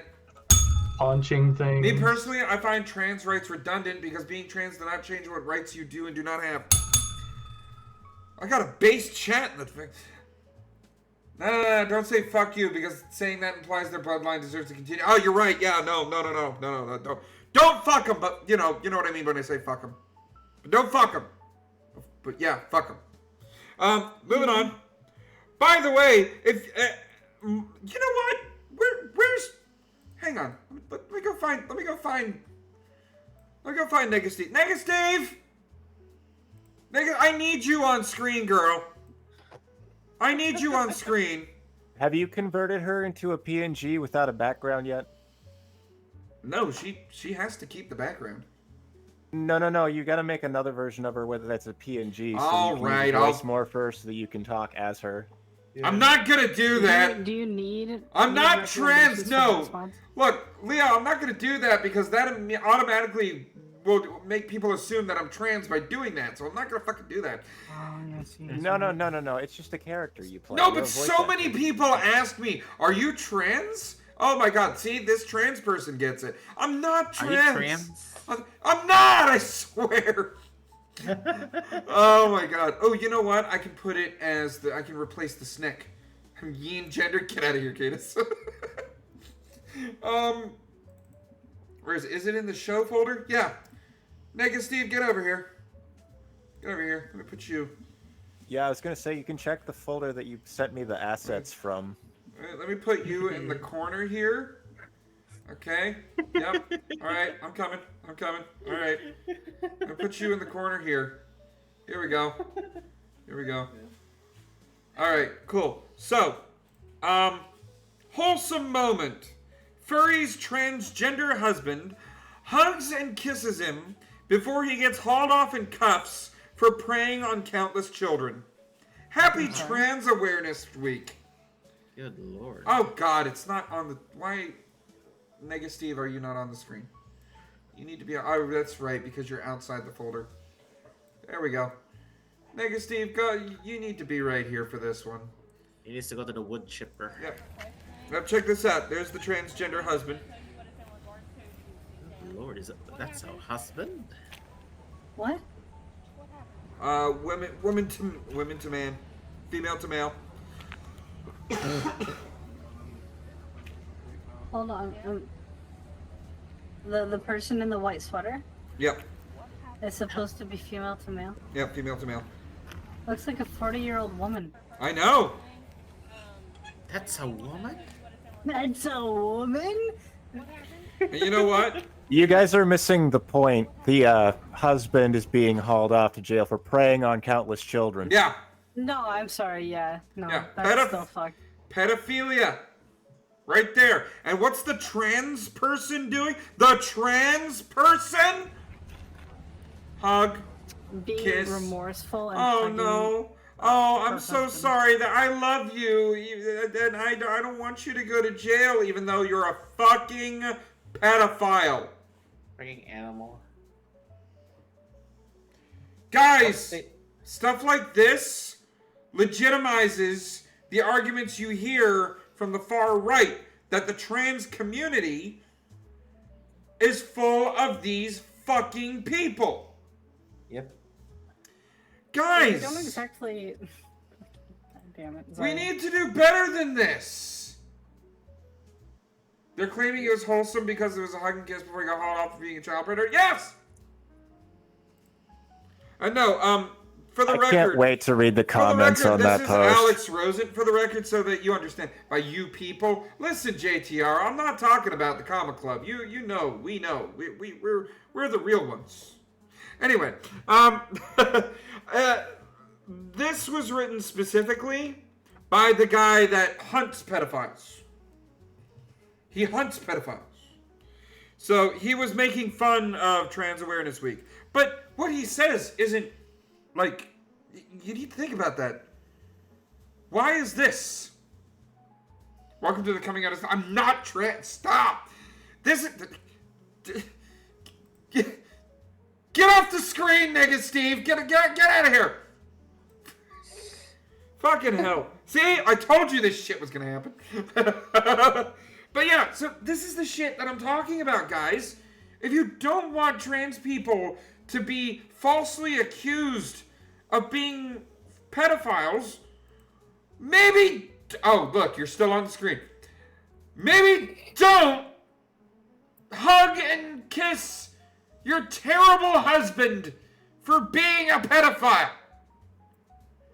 Just saying. Hans, get the wood chipper. No, the heavy wood chipper. No, the heavier wood chipper. You know what? I'll just get the 1900s cannon. Boom. It's ridiculous to me. It's ridiculous to me that people are going to defend this shit. But Steve, I brought the wood atomizer. Cool.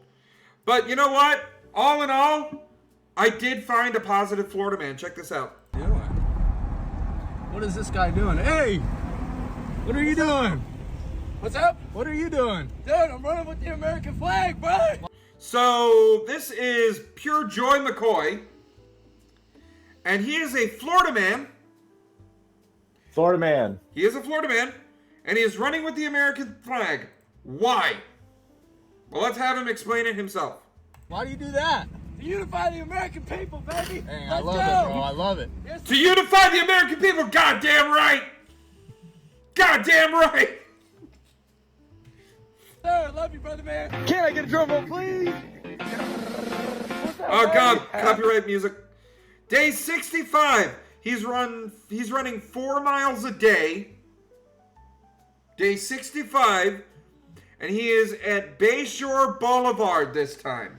In Florida. Oh, damn. Florida man. Florida man. This Florida man, I salute you. God bless him. Unite this country the very simplest way. All right. Brie Larson has been cast as Rosalina in the Super Mario Galaxy movie. Why'd you have to remind me? You know I what? don't know how I feel about Brie Larson. Okay. Me so personally, hold on. I don't Outside think of it's a bad. politics Okay. And all of that stuff. Brie Larson can be a really good actress. Look at how she did Scott Pilgrim. She was actually. She was really wonderful good. in Scott She Pilgrim was. before she I started think talking it all just the has to politics do with- stuff. I think it has to do with the directors. They don't know how to work with her. Well, you know what? The Super Mario Brothers movie, I didn't mind it. I didn't mind it. The main things that I minded was Chris Pratt as Mario. He can't keep his accent consistent. He can't. He can't. I wish he went more New Yorker with it. You know, these fucking people. Oh my god. I wish he went more New Yorker with it. And I thought Charlie Day as Luigi was perfect. Perfect. Oh yeah. Charlie Day did a great Luigi. I loved Charlie Day as Luigi. Luigi. I hated Bowser. I love Bowser as a character. I hated Jack Black as Bowser. Most so, Donkey Kong. Seth Rogen as Seth Donkey Rogen Kong. is Donkey, but he wasn't bad given the role. He wasn't I that just don't bad. like Seth Rogen because everything with him. Oh is yeah, I don't so like. funny No, and Seth he's Rogen so- is a piece of shit. But he He did even do did DK the right. Seth Rogen laugh in that movie. Yeah, he did. He did. But see, like, Yeah, that's right. I forgot. but see, like It totally broke my when immersion. it comes down to the Mario movie, I thought I just hated Bowser. I'm sorry, I just hated. Every time I heard Bowser, I didn't hear fucking Bowser. I heard Jack Black. Yeah, exactly. I didn't hear Bowser. I heard Kung Fu Panda. You know, I didn't hear. It's definitely. I didn't hear fucking Bowser. I heard fucking Steve. God, what is a good song from them? I heard a long ass fucking time ago in a town called Kickapoo. That's what I heard. I didn't hear fucking Bowser. I heard I love a lot of Tenacious D stuff, but like I hated hearing Bowser because all it sounded like was Jack Black growling. You mean you didn't hear Peaches? Oh, I have something that Peaches, you can talk about that's really cool. Did you hear that Japan is? I already have a lot of stuff to get through, and we're 9 minutes from the end of the show. Let's just get right to it. By the way, this is what happened after Mamdani got elected.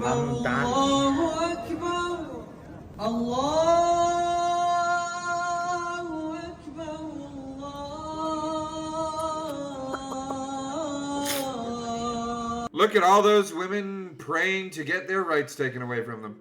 Good lord. Holy shit. I thought there was like a shit ton of voter.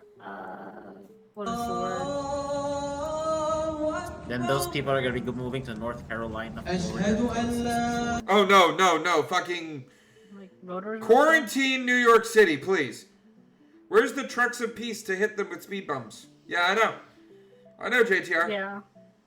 There's Quarantine gonna New be York so much City. regret there. Yep. I hate it too. It originated on 4chan. So, next, Dinesh D'Souza.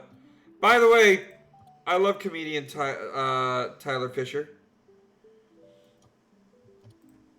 Comedian actor Tyler Fisher here, and I just made the decision. I am moving back to New York City. I've been in Texas for a year, and I have to be there for Mamdani. Oh my God! Why do you have to be there for Mamdani and leave the great state of Texas? I am wondering. Just do. I know a lot of people will be surprised by this, but like, dude, I'm so sick of living in Texas where I don't even pay state income tax. You don't pay state income tax in Texas? I might move to Texas. Think about that. So I have to like find things to do with my money. Like this is my third coffee of the day. I'm gonna buy a paddleboard. I'm hiking, new shoes, and it's like I'm just done with it. I have to give up 52% of my income. I have a car, which is like it's so toxic cis white male of me. You know what I mean? And they're charging money to take buses here. No! Charging money. So what do homeless people do if they want to go on there and sleep and piss and shit and stab somebody? They charge money for buses? How could they in evil Texas? Well, I mean, obviously everything has to be like Commie York and Yeah. Commie Florida. Everything's gotta be in Commie York. By the way, this is a comedian just totally making fun of it and taking the piss, and I'm here for it. Okay. But guys, we are the title of the stream is comes in all shapes and stupids. Because here, so like, yeah. it really, thank you for being here. I'm glad you made it. Hell yeah. Comes in all shapes and stupids. Y'all know Kivy Cat. She was one of the first people it was one of the first people. I don't know what it is. Kivy Cat. Kivy Cat was one of the first people to celebrate Charlie Kirk getting killed. Saying, you're going to regret placing the knee God gave you. That surgeon should be fired, from Kevin Sorbo, who had the total right knee replaced. Now I can't stand Kivy. Kivy is obviously taking the piss here and saying, well, if transgender surgeries aren't enough, why should you be able to get a knee replacement? Kivy Cat, you're what's wrong with the fandom. Please, for the love of God, shut your mouth about politics no matter where you go. Moving on. All shapes and stupids, including this guy. If you're in the alt-left pipeline, you need to embrace your masculinity because we're doing man shit over here. All these little dick motherfuckers on the right have hijacked all these terms that don't even fucking apply to them. They talk about being blue collar, motherfucker. I worked 360 days last year. He's jacked, though. You think I need to tell one person about that? Nah, bro, because it's not a motherfucking trophy. You just do that shit as a motherfucking man if that's what you gotta do. I'll talk no. You throw me in the motherfucking jungle, I'm Tarzan. Throw you motherfuckers in the jungle, you're gonna try to hunt Bambi, mount it to your wall and be like, look what I did. Y'all weird ass motherfuckers complain about gas prices. I got an EV because I'm trying to save the motherfucking environment. And Alright, listen up, high carb white bread. Nobody gives a flying fuck. I don't give a shit if your muscle weight equates to my fat weight right now. I will gladly go in your face. Whoa, I think you might be underestimating his muscle weight. I don't give a fuck. I don't give a fuck, because the difference between people like me and people like him is I will stand up to those people. Let me tell you a story of young Steve Dave having to do just that. We were lucky in the school that I was at. We had a dark room. As in, like, classic silver paper and, classic photography. Film. Stuff like that. And in that dark room, we had an experiment where we had to flick the lights on just for a second to get a certain effect on the page, right? Well, my paper was slightly open. And you're supposed to warn it. Well, the kid that did it was easily a foot over me, bulky enough. And when he did that, I said, dude, you're supposed to warn people. He came up to me, put his hand around my neck, and pinned me to the wall. That's kind of hot. No, he was planning to do more. I know. Here's how I stopped him. I stared at him dead in the eye, and I said, go ahead. You'll be doing me a favor. Jesus. And I didn't even look away from him. Just like, hey, if you're going to kill me, don't stop. And that was the angle that I got. People like this, they only understand violence. So you have to show them you are more serious than they are. I am not in any way, shape, or fucking way, or any way, shape, or form. I am not in any way, shape, or form intimidated because you're jacked and you go to the gym and waste 70 hours of your life pumping muscles and trying to act like Whitey Fresh.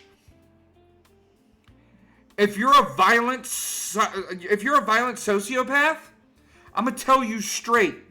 And if you gotta go to physical violence, I'm right. Besides, in America, we have one great equalizer. You can talk a fair game, you can punch, you can lift weights.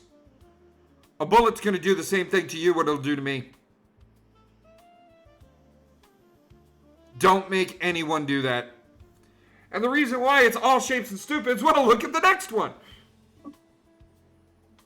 And awesome on top of everything that's fucking going on right now in this fucking world. I think it's so cool really how wish that smug Twitch would, like, cis right on the dot. I know people it's impossible. At are least telling right now. trans people like how to feel about oppression. I think that's so fucking cool, and I think that's so progressive of you guys. I hope you know how progressive you guys seem. Is it bad to say that I regret rocking that hairstyle and that type of mustache in high school? Yeah, he looks like me in 9th grade. Yeah, That's a trans man, by the way. that is, yeah. But, yeah. And then there's this stupid. Well, MAGA, you got everything you wanted, right? You finally won the war on woke. Trans people can't play sports anymore. I'll be hopping back in on Government space. will I'll only be right back. recognize two genders now, male and female. The federal employees can't put their pronouns in their email signature anymore. And then we also have this one. All right, this one.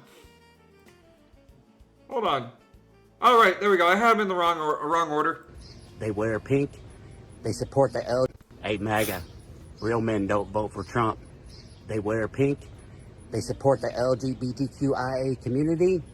MAGA cheers in 3, 2, 1. Technically, you just went 6-4-2.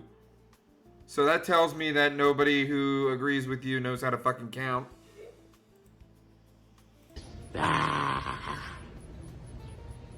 Semper Fi. Semper Fi. Again, I don't give a fuck about your muscles. I really don't.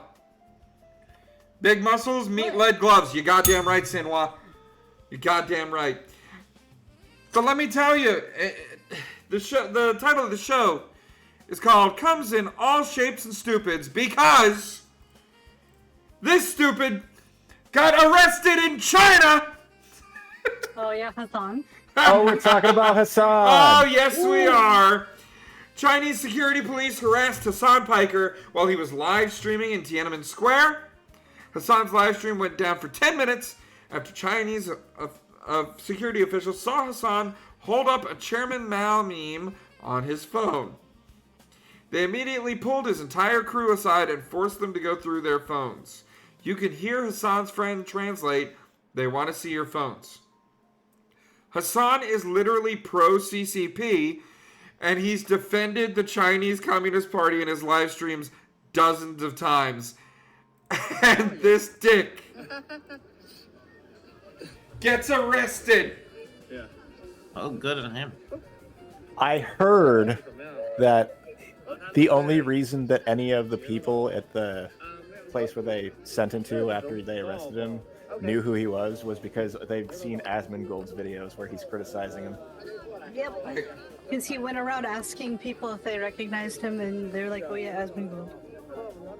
Yep. So this video just goes black here. But basically, they were ordered to hide the camera, and they're here for a flag raising ceremony in China. I mean, it's flag. So, guys, the world is full of people who come in all shapes and all stupids. But they really should have kept this stupid in China because he's not welcome in what we know is actually America. And you may now consider yourselves part of the conversation. Holy shit. We're going long tonight. Holy fuck. Woo! Is it worth it though? I feel like it's worth It is worth it. I've got a few palate cleansers to go through right here real quick. I'm loving some of these AI things, and this one got me. This one absolutely got me. The results are in. I've got them right here. Wacky inflatable tube man. You are really not the father.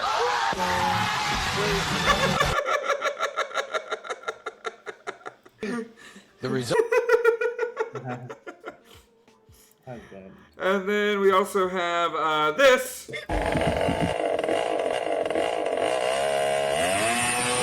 Little man of, oh no!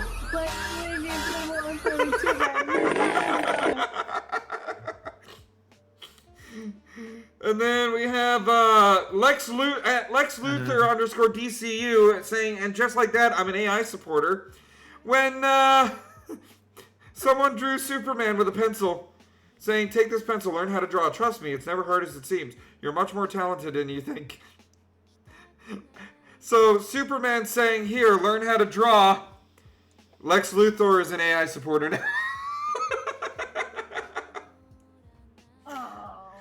And finally, this is an intake. This is your intake manifold. Yeah, this guy's teaching a frog all about the inside of a car. This is a breather. That's where your air filter goes, and this is your mass airflow sensor. You got that? All right. Yeah, I see So what it these is. are headlights. He has an old vehicle, so they pop up and down. They're really cool. This is your radiator, and hang on. Come over here. Look, this special car, it has 3 pedals, man. He's kicking So like, let me that go. one's your clutch, that's your brake, and that's your gas. And then you move that thing right there. You got all that? Think you can do it? I bet. Holy shit. Guys, I have a game. We got enough players to play a game? Because I can play a game. What kind of game? What kind of game? I'm glad that you said it. What kind of game? Oh, I'm glad that you said it. Oh my goodness. I'm glad somebody said it, and then somebody else said it. That means you guys are totally interested in this game. Guys, I had to rework this one. So we have a different title for it. We're going to be playing 3 Things and Some Toast. I'm sorry? 3 Things, Three things and some toast. So I'm going to be giving you a subject matter. And you're going to list 6 things of that subject matter. But be careful, because I have listed 3 things of that subject matter. So if you get the same thing, you lose a point. And you're also going to list a kind of toast. Alright? And if I got the same kind of toast, you get no points for that round. No points. None point. No kips. So. No soup for you. Everybody starts with 6 points at the beginning of the round. Let's play. Well, who's going to play? Me. Right, I'll do it. Oh, fine. I'll do it for the memes. Gaito, Leo, Nisha. I'm just going to put Nai because I don't have a lot of room. We got room for a 4th player. Lysander? Duo. He's probably playing in Legend of Zelda. Canis, you want to play? You are still speaker. You want to play? If not, we can do 3 players. Why? You know what? Y.exe, can I play? Okay, go for it, Y. I'll have you there. All right. Let's play. Oh, we got 4 players now. We got 4 players now. Let's play 3 Things and Some Toast. Okay. The first subject matter is popular Nintendo mascots. Oh, easy, Link. Popular. Well, don't say it. Don't say anything. I wasn't Don't say paying anything. attention. Make the note. Make the list. It's okay, Canis. We got 4 people. We got 4 players. 3 things, right? You gotta name 6 things. I have 3 things. Oh, we have. I have 3 things that I listed at the beginning of the show, or before the show started. So this is as far as who's gonna get the same things that Give me I a do. second. My notepad is loading slow. Oh my god. Sorry. Get wrecked, nerd. I hate that they sorry, took I was- Notepad off of Windows 10 or Windows 11. Sorry, I was in the middle of a Ridley fight. Okay, you're good, Lysander. We got 4 players. Why and the chat's gonna be player I got my 4. notepad. We're playing 3 Things and Some Toast. Notepad is not responding. Okay. So when Gaito, Nisha, and Leo, when you have 6 popular Nintendo mascots, do not tell them immediately. Just let me know you have them. Okay.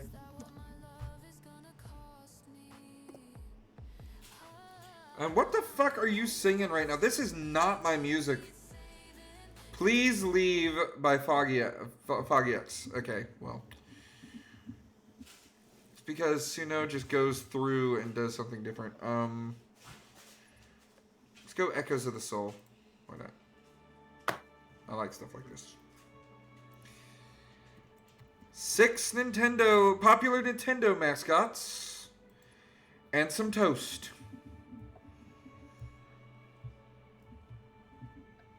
Let me know when you guys got your lists of 6. I got my list of 6. Okay. Leo, you got your 6? Give me a second. I need one more. Okay. Gaito, you got your list of 6? I'm still almost done. Why? If you have your list of 6, go ahead and put it in the text chat. I can get your scoring out of the way. All right, I got my 6. Me too. All right. So, Gaito, what was your...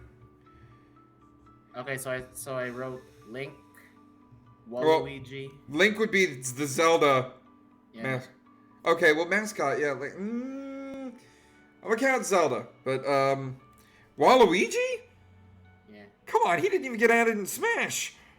Well, I had to be in. Bad guy in DDR Mario Mix. Okay. Anyhow, next is Ness, Fox McCloud, Isabel, and my toast is milk toast. Your toast is what toast? Milk toast. Milk toast. Okay, so you had Link. Yep. Waluigi. Mm-hmm. Who else? Ness. Okay, so Earthbound. I should have said popular Nintendo titles. Probably would have been better. You should have. You went with mascots. I went with mascots because I went. All right, what else after Ness? Fox McCloud. Fox McCloud. Isabel, so Animal Crossing. Okay. Leo. What was yours? All right, so I put Diddy Kong. Okay. And don't tell me he's not because he's the host of Diddy Kong Racing. Yeah, Diddy Kong Racing. That's, yeah. Good shout. Captain Falcon. Captain Falcon, so F-Zero. Yep. Marth, okay, yeah, Fire Emblem. Yep.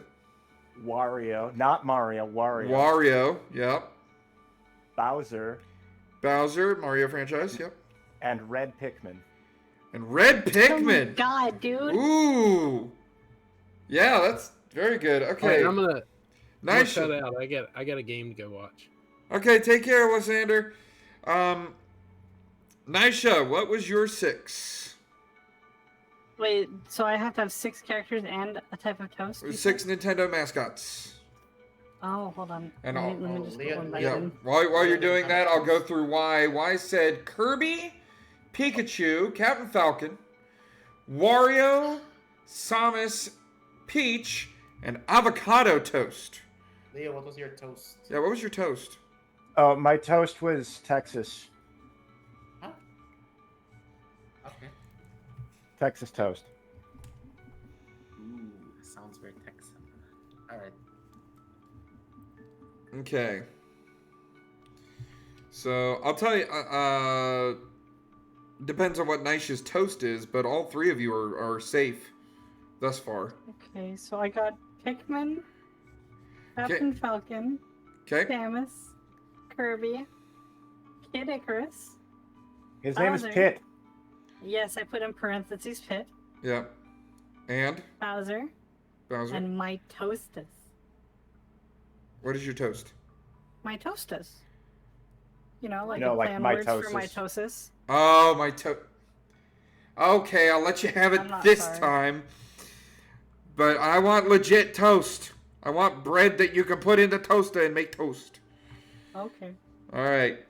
So, guys, my franchises, and I am going to count it as far as the misconception. Because that makes the game more entertaining. My franchises that I put was Metroid. So you said Samus. Guess what? Lost the point. Castlevania. That's not a Nintendo game, that's a Konami game. Oh, come on. Castlevania has been Super Nintendo. Everybody thinks of Castlevania on the Super Nintendo. Did you forget that the PlayStation 1 and PlayStation 2 had very, very popular. Did you forget that Simon Belmont and Richter Belmont are in Smash Brothers? I think that counts. And Star Fox. So looks like I purposefully avoided Fox. I knew Fox was gonna be one of yours. Gaito lost the point. Naisha lost the point. Why lost the point? But did any of you get the toast? No, I said wheat toast. All right. I said wheat toast. All right.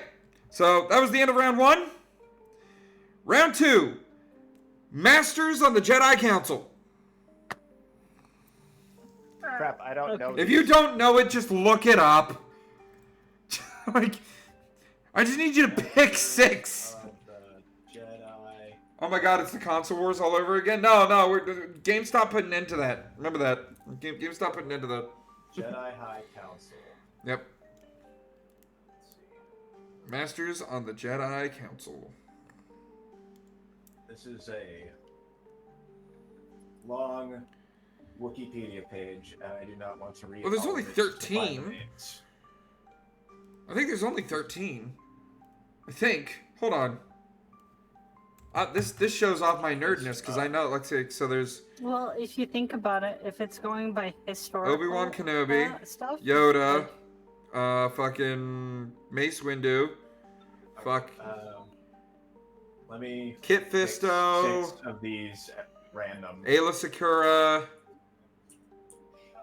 oh, what was that one bitch's name? There were 2 women, other than that. But yeah, as you get to the Jedi Council ones, as you get your lists, there's Kiara Moody. I said Kid Fisto. Fucking no, not Depa Billaba. Depa Billaba was a master, but she wasn't on the council.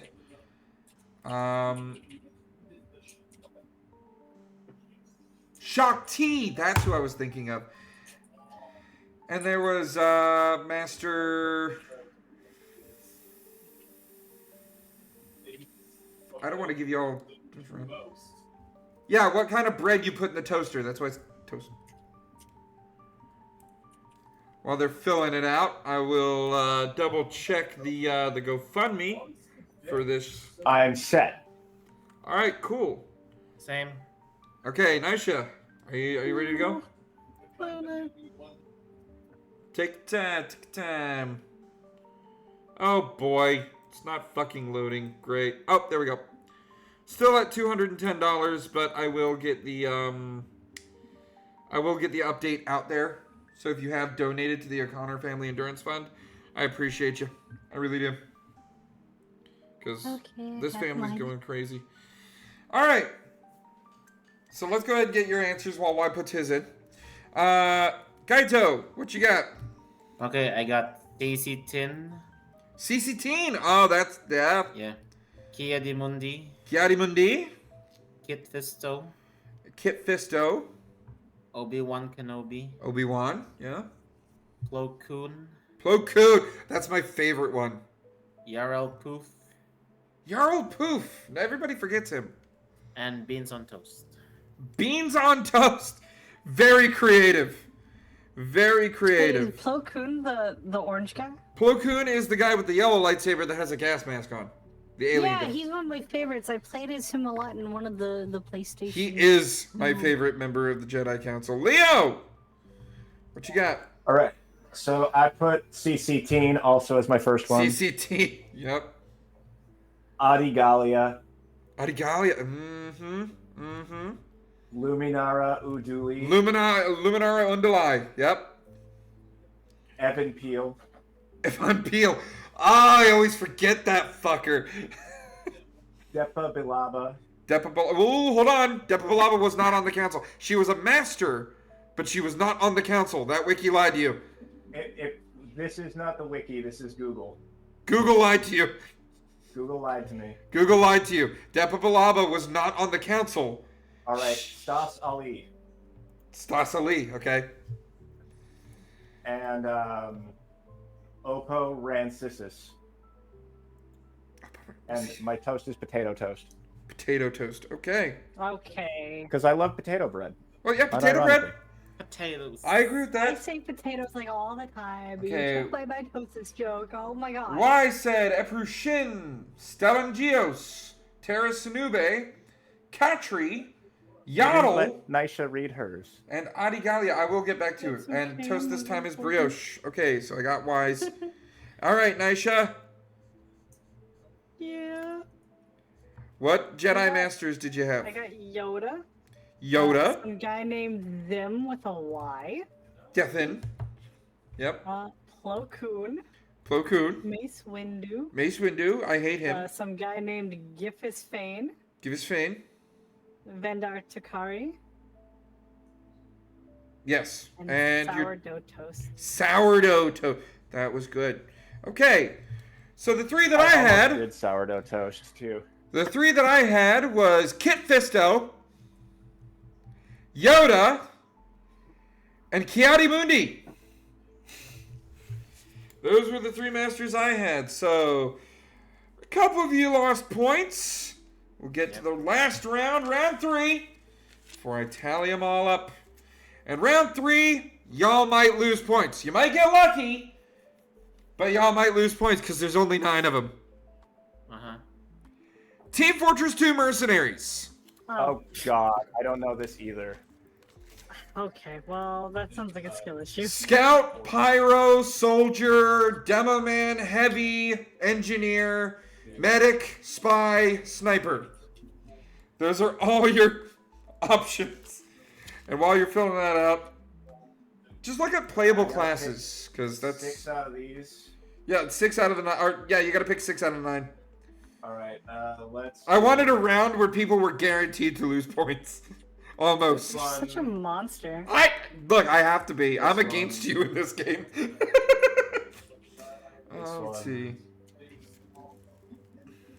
Wait, it has to be characters that you play as? Yeah, the classes, the 9 classes in Team Fortress 2. You have to use. Oh, God damn it. What was the So I toast can't on use, round like, 2? red, The mint, and toast blue was first? pumpernickel toast. Pumpernickel toast was the toast on round 2. And this one. So let's see. For toast, let's go with.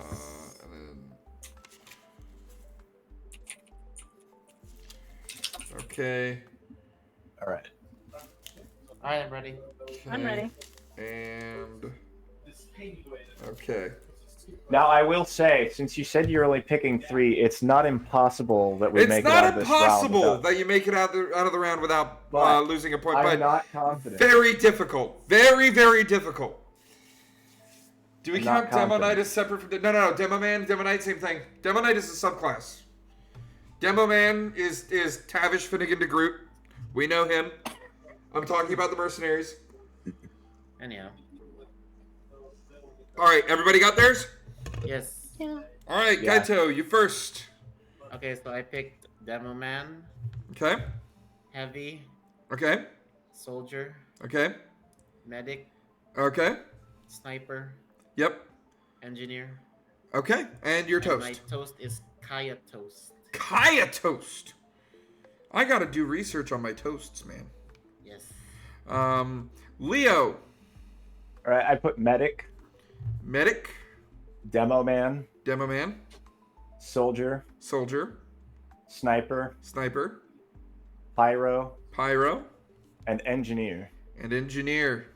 And my toast is burnt. Burnt toast. What kind of burnt toast, Leo? You're not getting away with that one. Okay, You can burn any kind of toast. It's white toast. walnut bread. Walnut bread. Okay, see, there you go. See, it's walnut toast. All right, Nisha. Okay, so I have to start it out with like repping. It's a Gundam with Scout. Okay. Then Heavy. Then Medic. Then Sniper. Then Pyro. Then Soldier. Okay. My toast is Pumpernickel toast. Pumpernickel toast. Oh, because I chose that last one. You sneaky. You sneak. Sneaky. That was sneaky. All right, all right. I think we should make Nisha repick a toast. No, that's fine. That's how Wait, you. I wasn't You paying played the attention to game. that, actually. You played the game. That was the toast last round. No, it wasn't. You're crazy. Yeah, it was. Last It was. last round's toast was pumpernickel. I have it written right under Chaotic Mundi. But not this round. You dodged it by a round. All right. All right. Why? I'm waiting for Y's mercenaries. Because that's what's going to decide it. Are you telling me otherwise we tied? Oh my god, he did the first names. You're a nerd. Okay. Jeremy, which is the scout. Oh. Mikhail, which is... Wait, was his name Mikhail? Really? Heavy's name was Mikhail. Oh, yeah. No, it's, yeah. Huh. Tavish Finnegan DeGroot, No, the it's demo Misha. man. It's So Misha. his name is Misha, I think. It's Misha. Yeah, I was about to say Mikhail. Who the fuck is Mikhail? Tavish Finnegan DeGroot is the demo man. Del Conager, the engineer. Yep. Ludwig, the medic. Yep. And Spy. Yes, I decided to be a smartass about this. French toast. French toast. Unless I wasn't paying attention, which is a very big possibility. Well, let's count it up real quick. Okay. So we have some varied scores here. I chose for the 3 classes that I was supposed to list. I chose Pyro. I'm a Pyro main. What do you expect? Scout. Oh. And Medic. No, I got all 3 of those. All four of you chose Medic. All 4 of you chose. Yeah, and I got all 3 of those ones. Yeah, but my toast was just white toast. Oh, okay. Just white toast. That would have been funny. No. No, Heavy's actual name is Mikhail. Misha's a nickname. Misha's a nickname. Okay. Mikhail is Russian for godlike. Ah, okay. Ladies and gentlemen, we do have a winner as far as this is concerned. Nisha gets the participation trophy with 13 points. Gaito's the bronze medal with 14 points. Y has the silver trophy with 15 points. But tonight's Smarty Pants is Leo with 16 points. Payback, Gaito, for last week. And that was 3 things and some toast. That was a pretty good game. I like that game. Goddamn lion dad. All right, guys, that's it. The show is going half an hour over. But if you need some more yin in your life, some more silenced banter, then don't go jumping out of the car after an argument with your wife just yet. We'll be right back next week with episode 20, baby, 20, double X of the Silenced Banter at 7 p.m. Eastern. Tomorrow morning, I am going to be playing some Borderlands 2, Bioshock 2. I want to continue Bioshock 2. And Monday morning, I'm going to be going on the Retro Achievements route and starting Mega Man Network Transmission. It's going to be a fun one. Going to be a really fun one. But if it's way past your bedtime, it definitely is for me. Thank you all for the support. Thank you all for the generous donations that I've gotten on the GoFundMe. And thanks for just being here. Oh, wow. Newt. Really? That's what's... All right, fine. We'll turn the volume up. We will. Thank you all so much for the generous time here. Thank you all for being part of the live studio audience. And don't... I need to think of one good one. What was that thing Lysander said earlier? I don't remember. Me neither.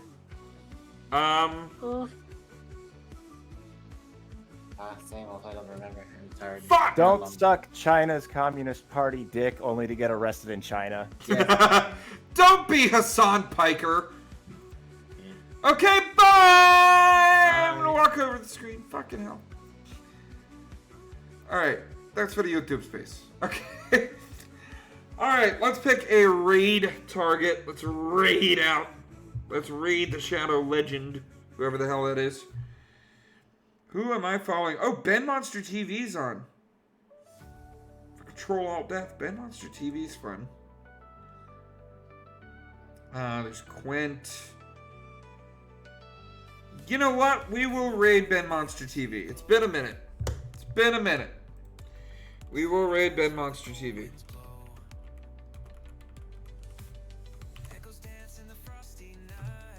Oh my god, it's playing the ones that I don't want. There we go. Alright, we're raiding out to Ben Monster TV. Over here on the Twitch. If you are still here, thank you so much for coming on in. Let's go say hi to Ben Monster TV. They're doing whatever the hell they're doing. There's a lot of things that happen on that channel. Apparently it's Control-Alt-Death. Whatever that means. Let's find out. And, don't drive over 100 miles an hour just to go to fucking Little Caesars. Or do. I don't care. Do what you want. Alright, bye.